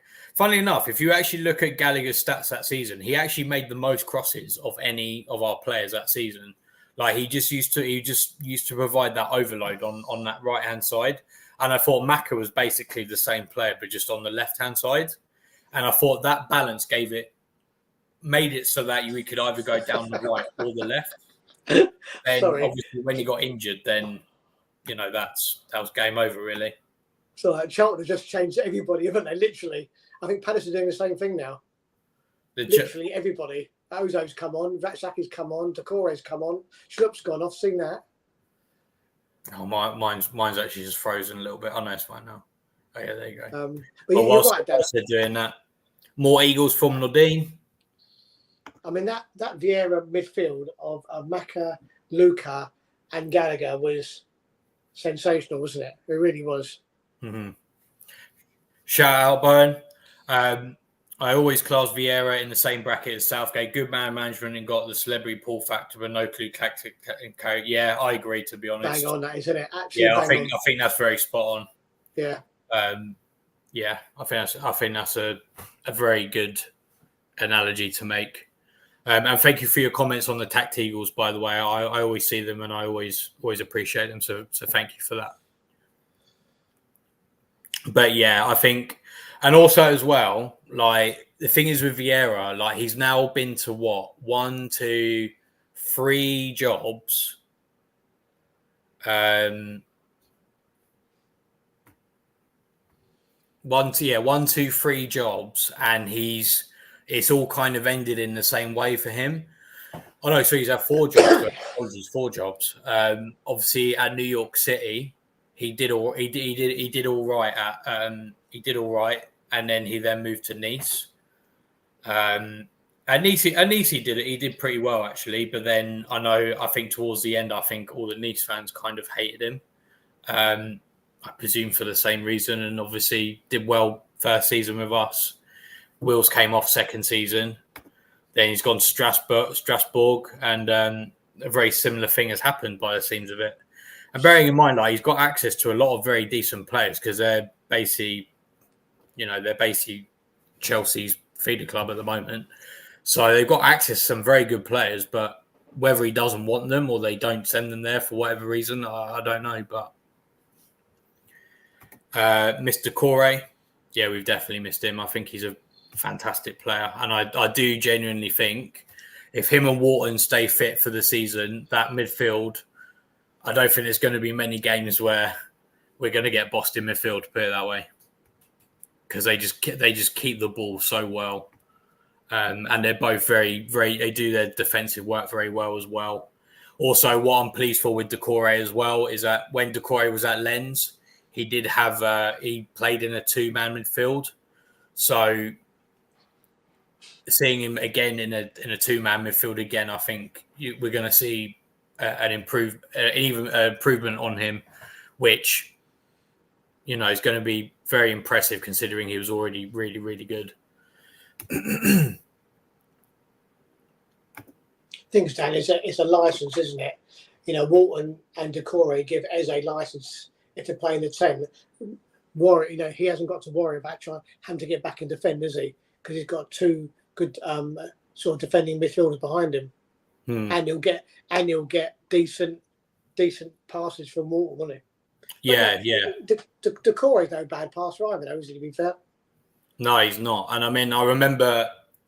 Well, this was before I joined the channel. I used to do videos on YouTube, basically my scout threads, but in video form. Oh yeah. And one of them was on Sheikh Decore coming to Palace, and I remember like watching old games back of him, and like he would never lose the ball. Like he'd always find a way out, and like he was always able to pick out a very decent pass. But yeah, it'd be interesting to see, and it'd be interesting to see how he plays alongside Wharton as well. Because when Decore played at Lens, he played alongside Seko Fofana. Was it Seko Fofana? Yeah. Did they with Leicester? That's no, there, he went to I can't remember where he went. He didn't stay at Lens, but I can't remember where Seko Fofana went. But he was like very much like a very dynamic box-to-box kind of player. So it'd be interesting to see how Wharton gets deployed, whether there'll be a bit of balance, kind of like it was with Wharton and Hughes, or whether maybe Wharton will push up further or what. I'm not really too sure, but we'll see. But I guess there's multiple options there. And I think for me, one of the most important things for a manager and their system is how adaptable it is. Because I do think that teams will eventually figure out a manager's system because, it's the top level of the game. You got some very good people figuring these things out. And I think once they do figure it out and you maybe do have that patch of bad form or something like that, you need to be able to just tweak something and just adjust things slightly just to make it a bit better. And when you've got the way you've got a midfield of Decore and Wharton, where there's several possibilities of the roles that they can play, then I think that's only going to be a good thing for us. Do you think De Zerbi had that problem? For his first season at Brighton, he was really good, but the third season, when people sort of worked out the way Brighton would play, he really struggled, didn't he? I think the last 30 games, I think he only averaged about 30 points. Yeah. Yeah, So it was. I remember looking it up, and they were pretty much on not far off relegation form. Yeah. I know they had their share of injuries, but then so did everyone, to be honest. No one had more injuries than we did. And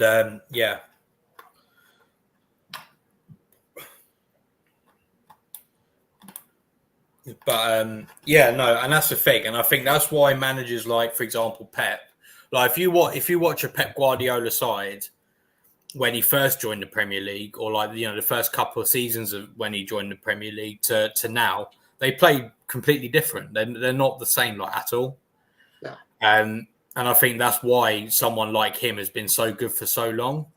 And then look at Klopp as well. Klopp, if you watch Klopp's Dortmund compared to Klopp's Liverpool, again, they're not the same. They're very different. And I think that's what, for me, separates a manager from being a good manager, like a De Zerbi or someone like that, to being a great manager, like a Klopp or a Guardiola or someone like that. Oh, Kamada just had a shot which was deflected past the post. So at least we've had a shot now. But you've got to keep evolving, innit? You cannot stay the same. You've got to keep evolving. Oh, yeah, absolutely. Because football's so, apart from being very tactical, there's so much data now, isn't there? Computer data of what people are doing, how much they're running, innit? What position they're in, heat maps. You can easily see so easily what teams are, how they set up and how they play and what their outlets are. So, you have to keep evolving. Yeah, no, absolutely.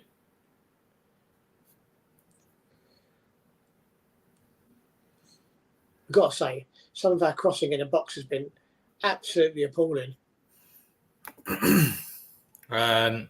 We need. I'm not going to lie. I'm not very good at FPL because the thing is, I'm okay at being able to say how a team generally will play and a system and stuff like that. But for the life of me, I can't tell you what if a player's going to score in a game or whatever. Otherwise, I'll probably back it up with actual money betting, to be honest. Why is Brighton get the cringe media input? Well, they've got very good PR, and as JC mentioned in the chat, they're another team that buy loads of players, try and develop them, and a lot of them don't actually make it. So this whole, they scout. They don't get me wrong, they do scout excellently, but I don't think they deserve the plaudits that they necessarily get, to be honest. I think they deserve more plaudits for the way they do deals and sell players, to be honest, because they do manage to sell players very well. Yeah, they maximise their selling cost, don't it? Yeah. Really do, And I think this time as well, they've taken a bit of a gamble with the manager. Obviously, he did very well with St. Pauli. But we all know stepping up from the Championship to the Premier League is a big step. Bundesliga 2 is probably slightly worse than the Championship. Not that much different, but we'll see how they get on. And again, going back to what I said, every team will inevitably go through a bad patch. We're going to go through, I guess we kind of did at the beginning of Glasner's tenure.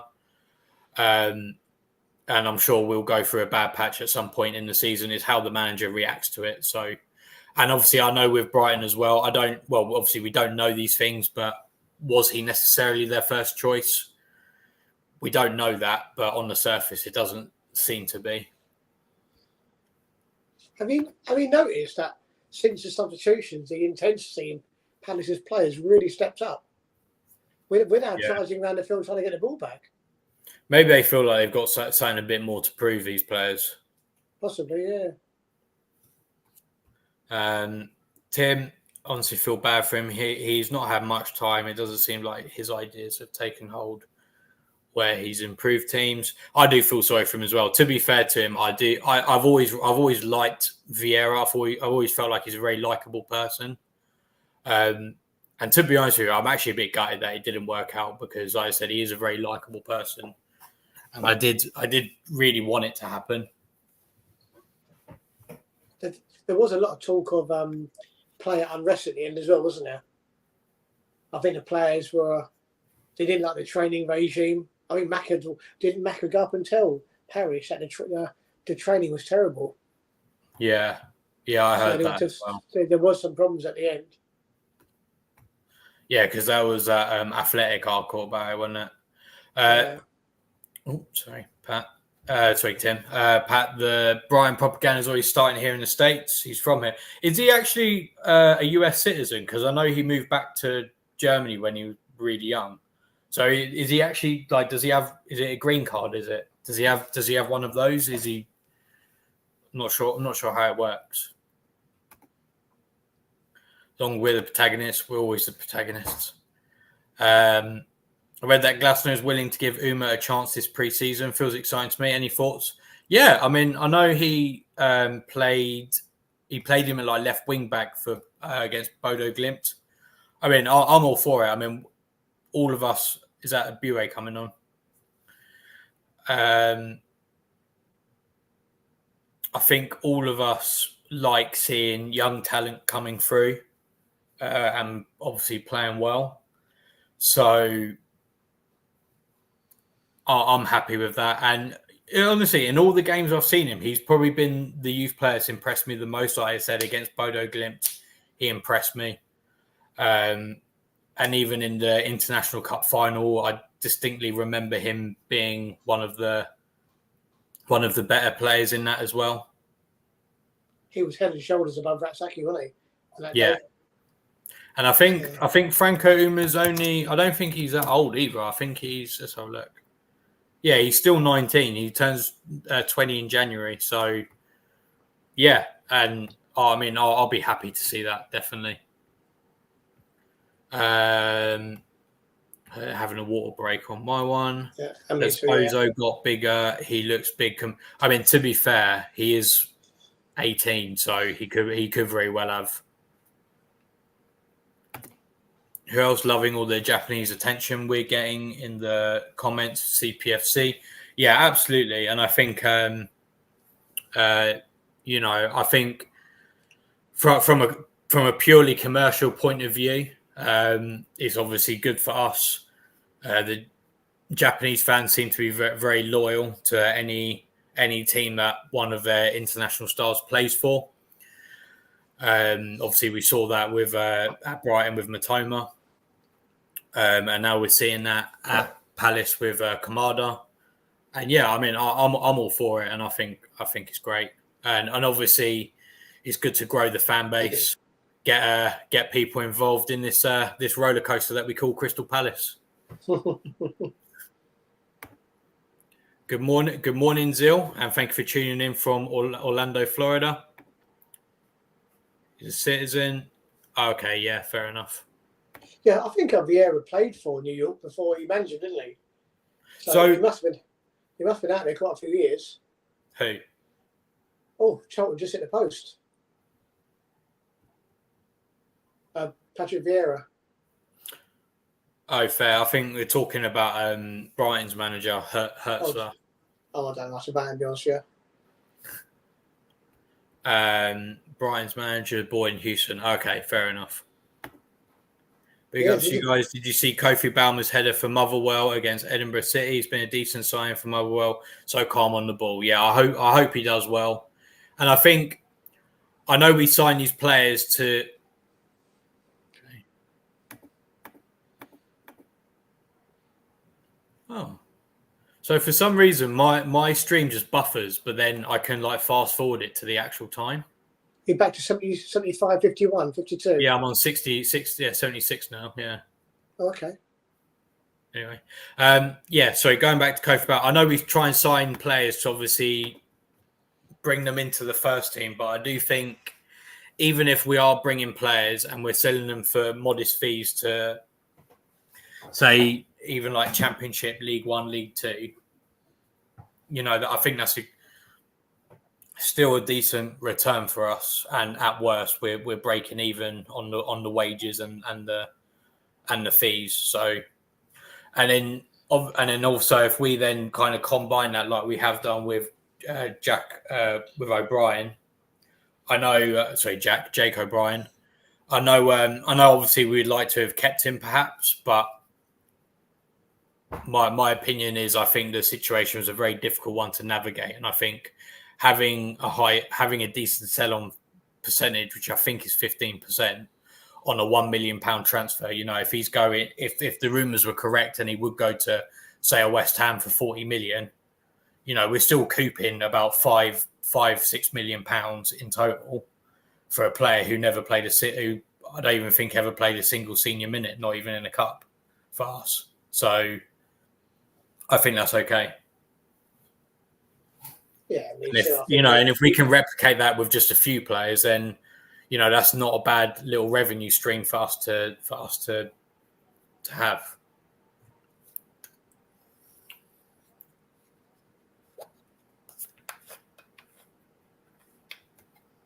It's chances, isn't it? If you take these players on, you sell them for £500,000, which is nothing these days. Then you probably recouped all the outlay you've done to get a player in the first place. Yeah. But obviously, there's always that chance that you'll get a £5 or £10 million player, isn't it? So you've got to keep maximising the chances and hope for the best, isn't it? Yeah, exactly. And like I said, I think at worst case scenario, these kind of players are, will break even on the wages that they were paid. I think so. We're not really losing anything by doing it. No, exactly. And don't forget as well, there's 92 other clubs doing exactly the same thing, isn't there? So finding that rough diamond is literally the hardest thing in the world. And what you said about Jake O'Brien is that these kids have got to get game time, innit? Because basically just ruined their career by not playing. Right, exactly. And I think that's a very good argument that you can have as well, where let's say he did stay for another year and he didn't go to Lyon. Well, he's not going to be a £40 million player because he would have had to. He wasn't going to get in ahead of Mark Gay, Joachim Anderson, and Chris Richards. On top of then also trying to get ahead of. Okay, obviously I know things have changed since Glasner, but then also trying to get in ahead of like Nathaniel Klein now and Rob Holding. Absolutely. Sorry, Dan, that's an interesting move, isn't it? They've just taken Holding off and brought Adriamola on, and it looks like he's playing in the centre and not on the left. Yeah.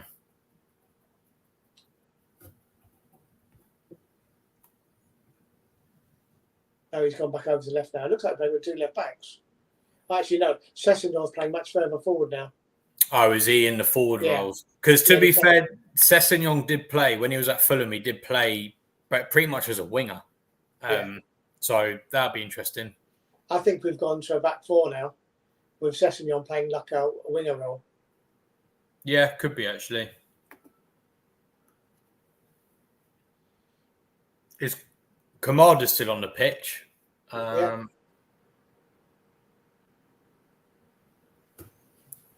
He's looking tired now, mind you. Lost the ball a few times. He's a wall at the moment, isn't he? Kamada. Yeah. I mean, of all the days to start your training on, not start the pre-season, but play a pre-season game, is a very hot day today. Yeah, it's got to be high 70s, isn't it? Yeah, I mean, I played five-a-side last night, and that was enough.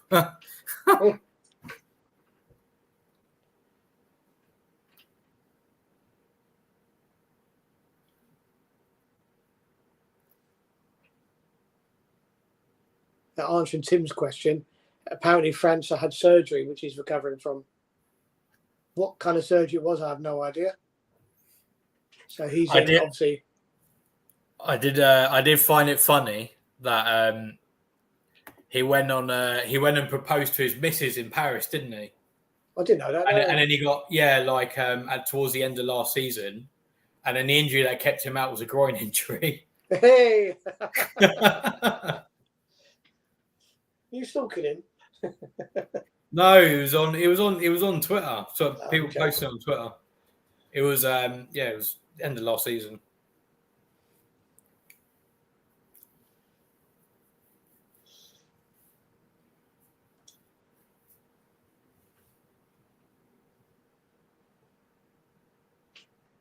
I think I've been impressed with. I was literally just about to say I've been impressed with Riyadh today, and then he gave the ball away. Yeah. To be fair, he's been quite solid, isn't he? He looks quite quick across the field as well, so that's always a good sign. I think Decore's kind of done okay. Yeah, I think. Yeah, going back to what we wanted for this game. I mean, I'm not really asked about the scoreline, to be honest. Yeah. We just want fitness, want to see the new players bedding in and doing all right. And obviously, like someone like Sheikh Decore has been out for such a long time. It's good to see him back. Good to see him firing. Absolutely. And don't forget to say there's 6 players who are going to walk straight back into this team, isn't there? Well, yeah. So. Well, set 7, isn't there? Really, Henderson. Oh, I forgot. Yeah. Before Henderson, Gay, Ebbs, Anderson, Wharton, Anderson, Lerma, Munoz. Well, actually, would Lerma come back into the side? Now that is a good question for the chat. As things currently stand, let's say we don't buy any more midfielders and we don't sell anyone else. Does he get into that midfield over Wharton and Decore? I don't think he does. As much as I like him, I don't think he does. But then maybe you could argue maybe Lerma's been safe for, I don't know. I mean, I think we should keep him because I do think he does provide good depth at centre back as well as midfield. But yeah, I don't know. Do we? What happens there? I think he'll start. I think the thing about it is that Decore has just come back from a really long injury. So you would say any other year, Lerma would start and they would ease Decore back in again.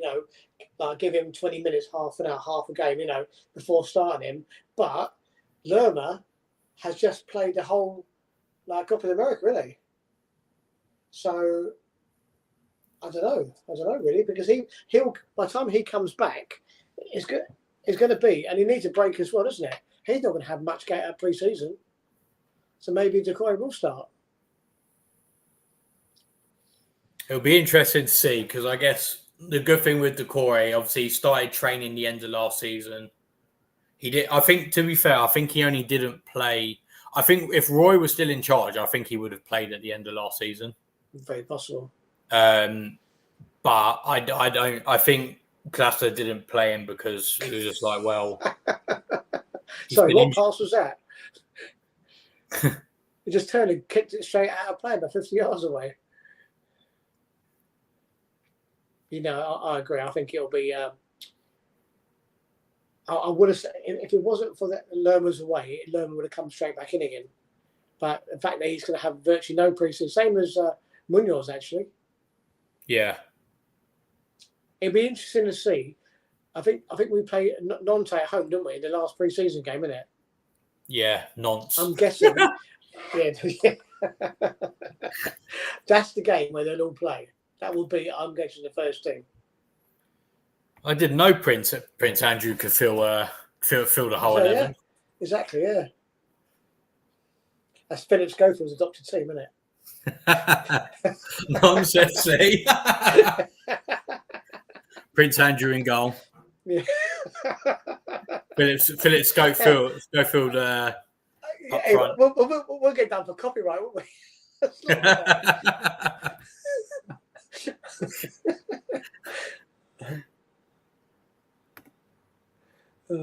Do we think we'll ask Jez to stay? I don't think so. Purely because I think after last season, I don't think he would be ready to be getting. I don't know. It's a difficult one. I can see the arguments for and against, but my feeling is that I don't think he would be ready to be playing significant minutes, and because he wouldn't be playing significant minutes, I'd rather see him try go for a loan somewhere else. Yeah, loan him out, definitely. I think had he gone on loan last season and he'd done well on loan and got solid minutes in a top half / playoff championship team, then I would have said yes. But I just don't think he's quite there yet. But with that, I do think we should. I think we should be getting another forward, like attacking mid forward anyway, because obviously Olise's gone. And then if Eze goes, I think we should be getting another one on top of that. To be honest with you, if we're being really serious, probably should have been getting one anyway, even if Eze and Olise stayed, just because obviously Schlupp I don't think is good enough for that role. And Ayew, whilst I love Ayew, I think he should be limited to squad minutes, and also he is getting on. So I think we should have been looking at another sort of attacking mid anyway, in addition. So I think we needed another striker as well, because obviously Edouard doesn't fit the system. The problem with Mateta is that France have got a really good Olympic squad, really good, very good chance they'll make the final, which is on the Saturday before our first game of the season, the same day as the Nantes game. So he's not going to have any. Yeah, he'd have no pre-season at all, and he'd have no off-season actually. So it'd be doubtful if he'll start out against Brentford. Now, well, I guess because I guess in a way, could you argue that maybe his has just been a bit more staggered? Because obviously, like the guys who've been at tournaments at the moment they're having their break now, but then Mateta. When did the Olympics start with? Next week. I don't know when the actual football start, but Olympics start next week. Yeah. But he's been in America when he's doing fitness work, isn't he? Mateta, yeah. So he was in he was in Rio as well. Yeah, so maybe he's had a couple of weeks off, like when the season finished, and a good chance for Palace here. Good skills from Saki, who has scored. What a great goal that is! I'm still waiting to see mine. Oh, sorry, he got in the box, he's taken about 2 players on, showed great feet, and slotted into the corner, and that's what we want to see. That was a really good driving run by Ozo in the first there, I have to say. Because in a way, it was actually good that you said we scored, because then I was actually like paying attention. Okay, sorry, I thought we was on the same time. Yeah. Ozo drove forward, slipped the ball into Kamada, who laid it off to Ratsaki. Yeah, he sent 2 players to the floor before slipping at the corner. It's a great finish. Charlton must be happy about that, considering he had a great season there, didn't he, on loan? Yeah, it's a good drive and run. I'm pleased to see that, because I think that's the kind of midfield that he wants, like someone pushing forwards.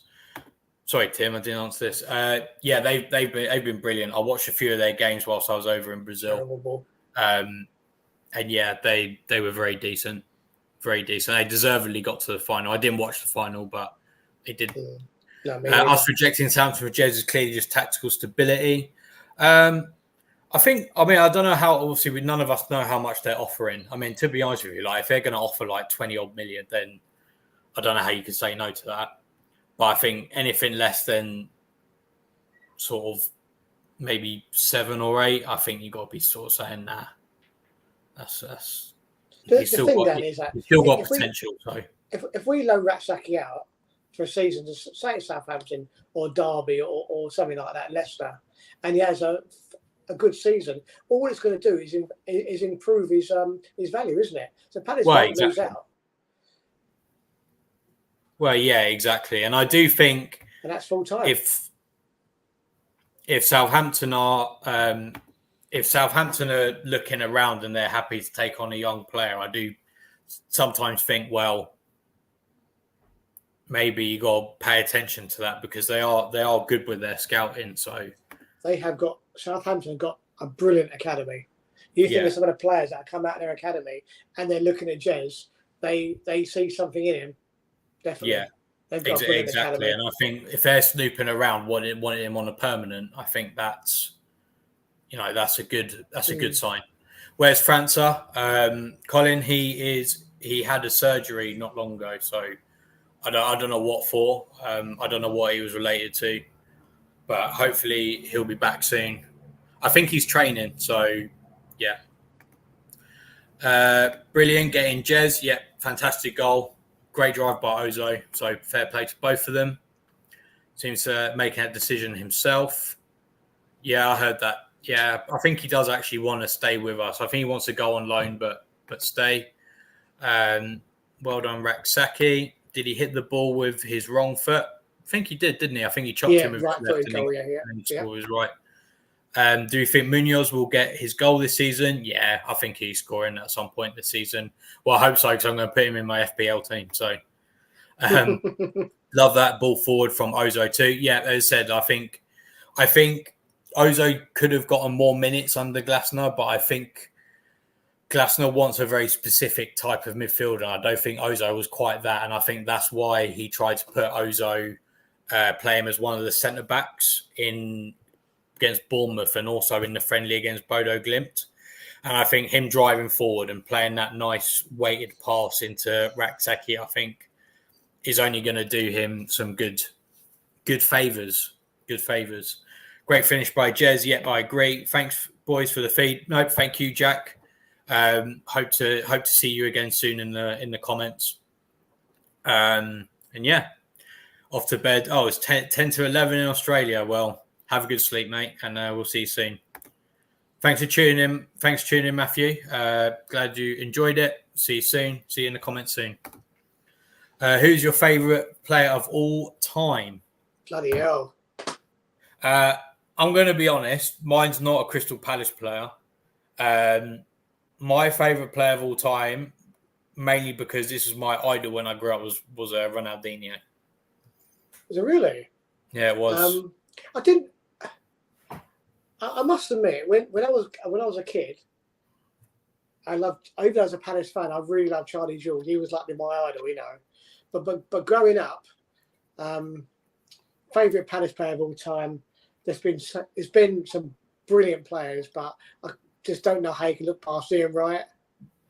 And players that I've actually seen live, who I thought would be absolutely brilliant, it's got to be a toss-up between Gaza and Yaya Toure, who both tore us a new one on plenty of occasions. Yeah, Yaya Toure, I remember him. I remember him. Yeah, I think in terms of Palace players, to be fair, Ronaldinho is my favourite, or Ronaldinho. But I would say my favourite players thereafter are Palace players like Zaha, Balassi,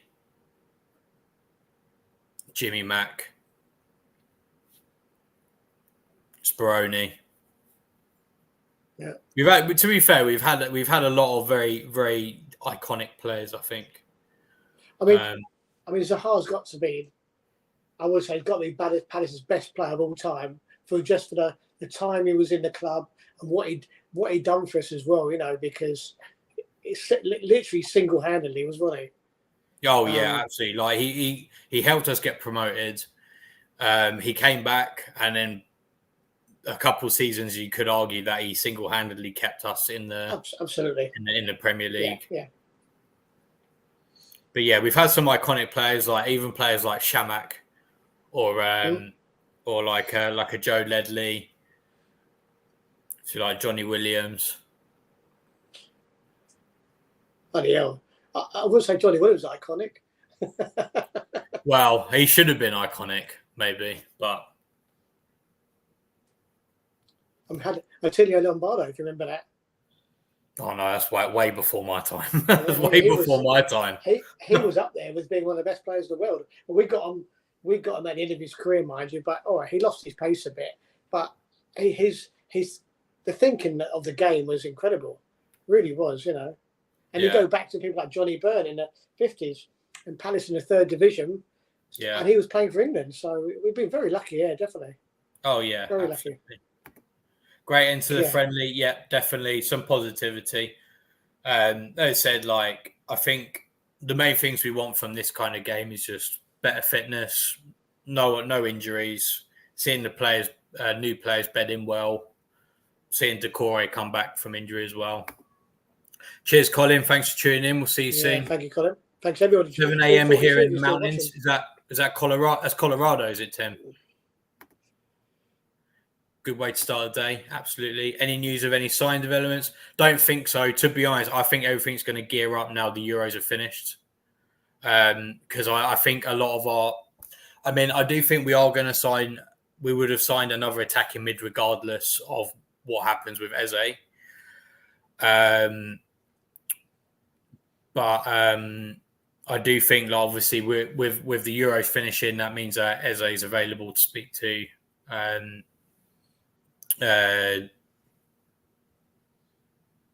I think then once one card kind of falls down, I think they all sort of have that effect afterwards. So I think there'll be more stuff happening in the next couple of weeks. And anyway, we've still got when does it close? It's the 1st of September, isn't it? Yeah, first Monday. First Monday. Yeah, they have done. Yeah, first. Well, we've just gone in line with Europe again, haven't we? Oh, is that? Okay. Yeah, well, we moved it forward before the season started, but because all the European clubs didn't, they basically pinched for our players. But yeah, we've got plenty of time. Yeah. So we've still got just under a month and a half. Obviously, still got about 4 weeks until the season starts, which is against Brentford away. Chairman, you gonna go if you can get a ticket? Well, this is the problem. I can get a ticket. Like Jordan can't, so I probably won't go. I've got 10,000 points, so it's 9,500. But Jordan's got 8,000, so go on. If you've got less, I've got 200. I've got 250. I've got 7,500 now. Yeah, so that will mean that I can buy on Tuesday. But whether they'll go before then or not, I don't know. It goes 9.5, 8.5, 7.5. Generally. It doesn't even get to the second. Brentford doesn't even get to the second batch. And I didn't. I'm not gonna lie. I'll be surprised if I can get mine. I'll be surprised if I'll get one. So, all right, fair enough. Well, if not, it's the first game of the season as well. So everyone wants to go, don't they? Yeah, first game of the season. The allocation's small and it's in London. Easy trip.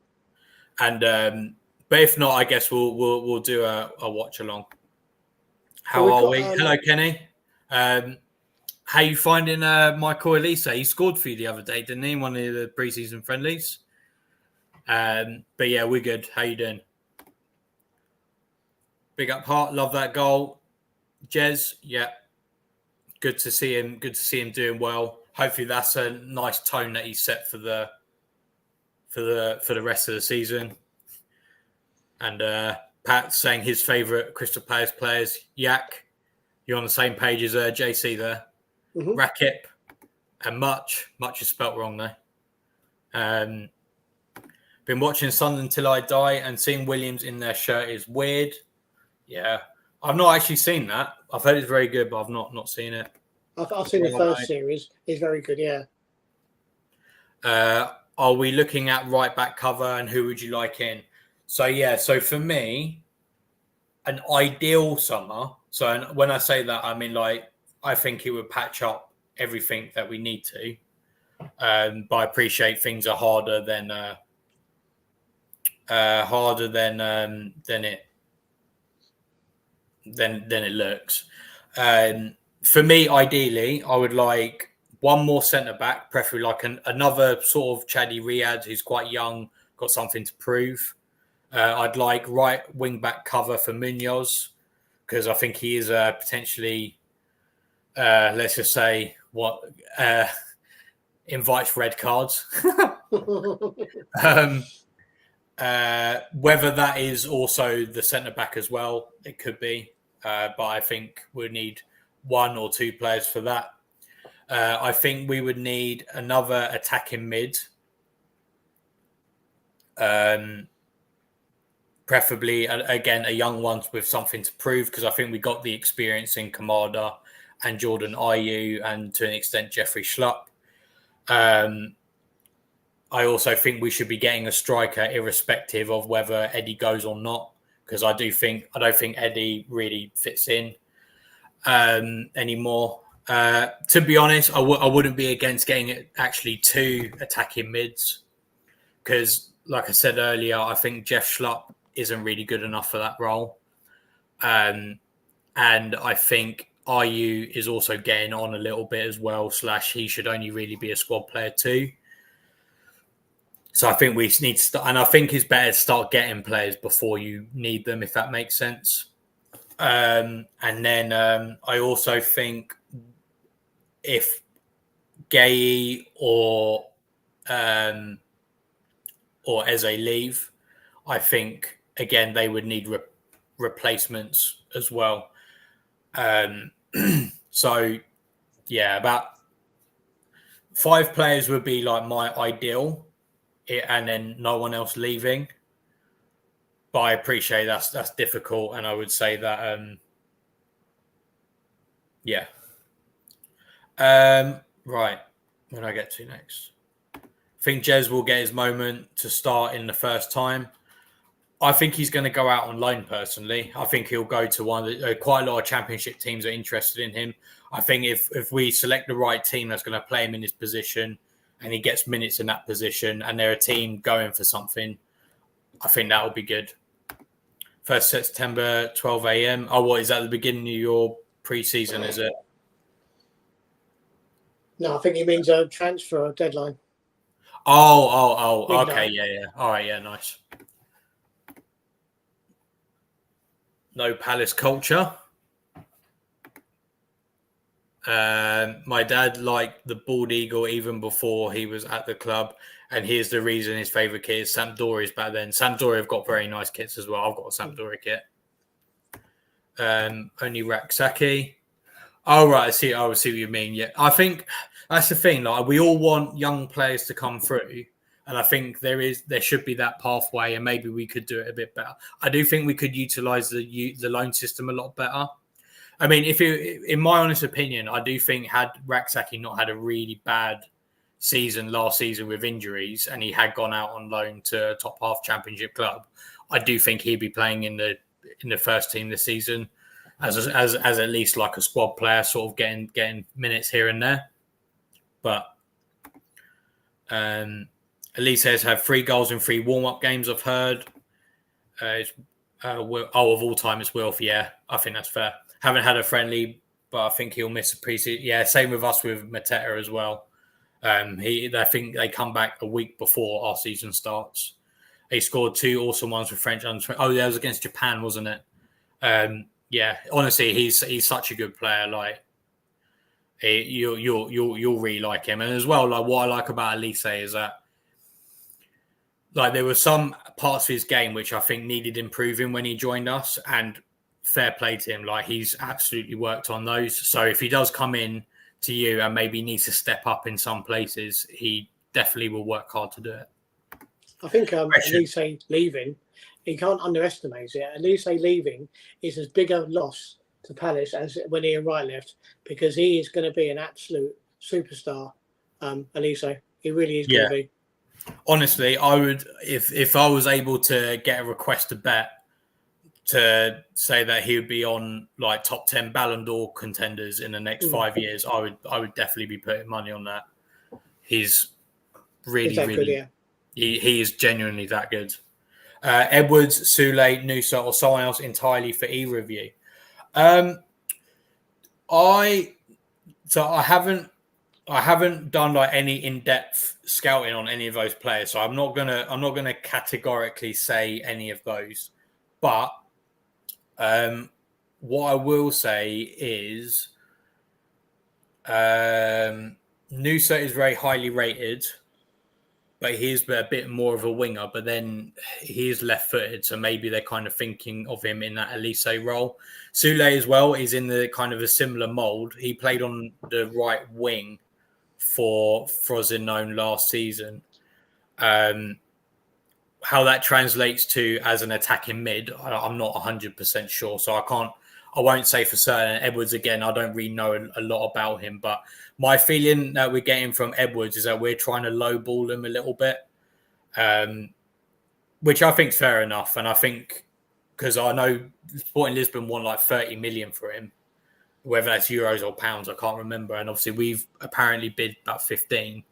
Maybe we'll try and meet in the middle or something like that. I don't know. But yeah. But actually, to answer that last part, I would really like us to go for Jonathan Rowe. I think Jonathan Rowe is a really good player. And he can play, well, for Norwich, he's played on the right and the left and in the middle. So I would actually really like us to go for him. That's what about me. Somerville, Dan? I don't know. Again, I don't know huge amounts about him to say, but his numbers, his creation numbers in the Championship have been really, really, really good. He's got Premiership experience as well, isn't he? Premier League experience, and yeah, I don't know how much Leeds want for him. I think another player I would love to have gone for actually is Watford's Yasser Asprilla. I think I would really have liked that, but for whatever reason, we don't seem to be in for him. Please, we need to use the academy talent for once. Imre right back and Raksaki. Imre's going to Bromley on loan, I think. Also, do you agree that Imre to Bromley on loan would be criminal? I wouldn't say so, Garcia, because we've got Munoz and we've got Klein as well, haven't we? Yeah, so he would be third choice. So I don't see him get. The only time he'll probably play is if we get a League Cup game. But if he's guaranteed to get a season at Bromley in a team that's just come into the Football League, that the feel-good factor around Bromley, I think it'd be a good move for him. Yeah, and also like for him as well, like he's not going to have to move his family around or anything like that. No, he's literally down. I think they're probably about a 20-minute walk from each other, the training grounds.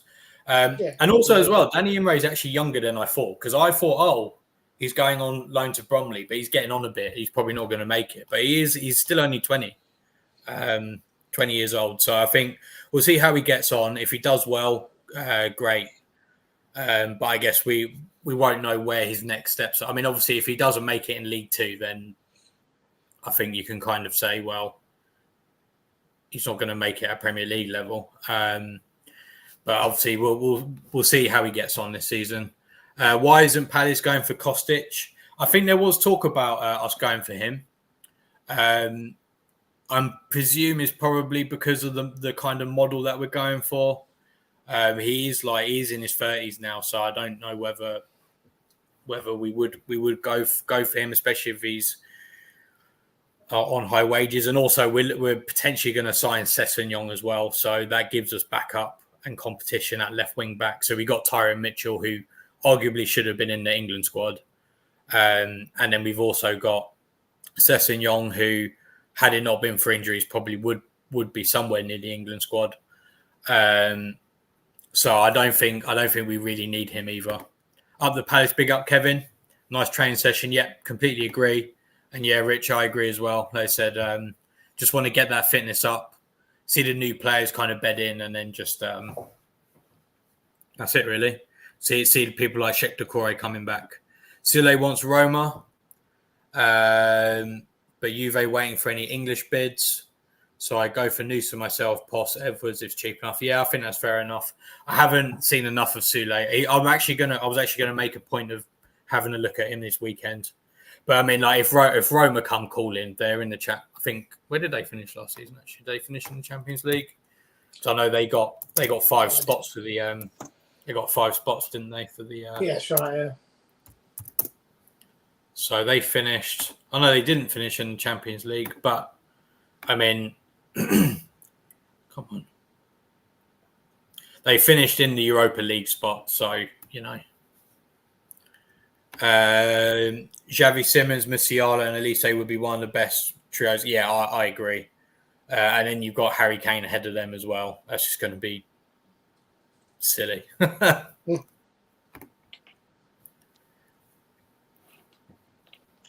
Yeah, no, I agree. I think we can't bank on France at the minute. He has had a lot of injury problems, and also we got depth, I guess, in the sense of Schlupp and Ayew, but Schlupp shouldn't really be playing there, and Ayew is getting on a little bit now as well. Oh, best. I don't know who that is. Best. What do you think happened to Philogene? Villa, really? We're going back to Villa. Yeah, he's going back to Villa, I think. The thing is, Villa had like a 30% sell-on clause or something like that. So, you know, they had a bit of room to manoeuvre. So I think it was never really going to happen. To be honest, he played left wing for Hull anyway. So again, I think he's got the attributes to play in one of our forward roles, but we don't know that. Like, we don't know. No, you're taking a risk because he didn't play there for Hull. Sule will go to Roma. Yeah, I agree. He doesn't want to leave Italy, apparently. Yeah, that doesn't surprise me. He's been there for quite a while now. So yeah, I'm not. That doesn't surprise me really. Asprilla going to Dortmund. Yeah, I saw that. I think it's a shame for us because I really like him, and his creation numbers in the Championship for a very average Watford side were really good. Feels below his level. I don't know. I feel like Imre, he is very, very good attacking. He just needs to sort his defensive out a little bit. I think he does get caught sometimes. But yeah. But then, like Chairman said, there's a very good feel good factor around Bromley at the moment. They've gotten promoted to the Football League for the first time in their history, and also as well, like like I said, he doesn't really have to move. I don't think it's too. I think it's and also I think as well, like he just needs minutes in first team senior football. He did play for Chelmsford City. That's where we got him from. But obviously, I can't remember what league they're in. I think they're in the 6th tier, National League South. So 2 tiers above that in senior football, I think will be good for him. I think Ayew will play right wing back ahead of Klein though. Oh Jesus, really? I can see it. I can see it. Well, so if Munoz did get one of his red cards, Ayew will play there instead. I can see that. Maybe I'm making this up, but I feel like that has happened. Are you playing it right? I think he has in some like 5 or 10 minutes in a game, maybe. Yeah, but yeah. Olise never gave me the Palace vibe. Oh, okay, don't know why, but he was here for a good time, not a long time, like my old girlfriends. I think what it is. We're not saying that. I mean, Olise. I mean, JC said it all the time. Football is a job. He's not a Palace fan, and you know he's a great player, but he won't go running around the pitch kicking his badge. But you're just talking about as a player and his talent. He was sensational, and that's why it's a massive loss. But yeah, he wasn't like he wouldn't live and die for Palace if a decent offer came in, which he did. He was going to go, so it's never going to be an issue. We just made a great profit on him. Oh yeah, absolutely. How many was that? Kevin hadn't answered the question yet. At least we had a good time. Yeah, exactly. So it's what it's all about. He's back at Villa. It's Philogene. We still need a striker. We've been saying that since Benteke stopped scoring 6 years ago. I mean, I think Mateta in the system at the moment is very good. I would like us to go for the Toulouse striker, Feist Delinga, because I think he'd be a good acquisition. But having said that, I have seen that Kelechi Iheanacho's on a free transfer, and I rate Iheanacho, so I don't think that would be a bad idea to go for. Empty Cabonier. Who? that Tottenham player, Empty Cabonier. Oh, yeah. Carbonara. Right. Yeah, that's a good point, Chairman. That was a good factor. Great for him. Yeah, exactly. And I think, if my memory serves me correctly, I'm fairly sure you can walk from Bromley's ground to Palace's training ground. So it's not half as well. Not far at all. Sule, or we will fail and put Raksaki, important place. Kevin, what of Mateta? I did follow the second half. I didn't follow the second half. I had to go. Yeah, we were decent. It's just similar to the first half, really. Not a huge amount of chances. Raksaki scored a very nice goal. Ozo did a really nice driving run with the ball through midfield, laid it off to Raksaki. He then chopped in from his left to his right and then scored with his right. So all we need is a right winger. And I didn't follow the second. Oh, so yeah. There you go. Cool. Anything else you want to say, Chairman? No. Let's call it a day and go for lunch. Cool. Yeah, I'm hungry. Yep. Right. Thanks for watching, guys. Thanks. I'm sure we'll see you all soon. Watching. Yep. Yeah. Thank you for still watching. The game finished about half an hour ago. So thanks for staying and hear us waffling. This Saturday, Dan, isn't it? 12:30 Crawley, isn't it? Yes, and we'll be on again. I won't be around for a watch along for that one because I'm working. But I'll be here. I'm sure you guys will be tuning in, and hopefully this time there won't be any issues with Microsoft or Palace TV or anything. So, anyways, thanks for watching, guys. Yeah. Pick up everybody. And we'll see you all soon. Up the Palace. Always at the Palace. Eagles. Wait, so I've just realised I haven't got the outro ready. Right, Eagles.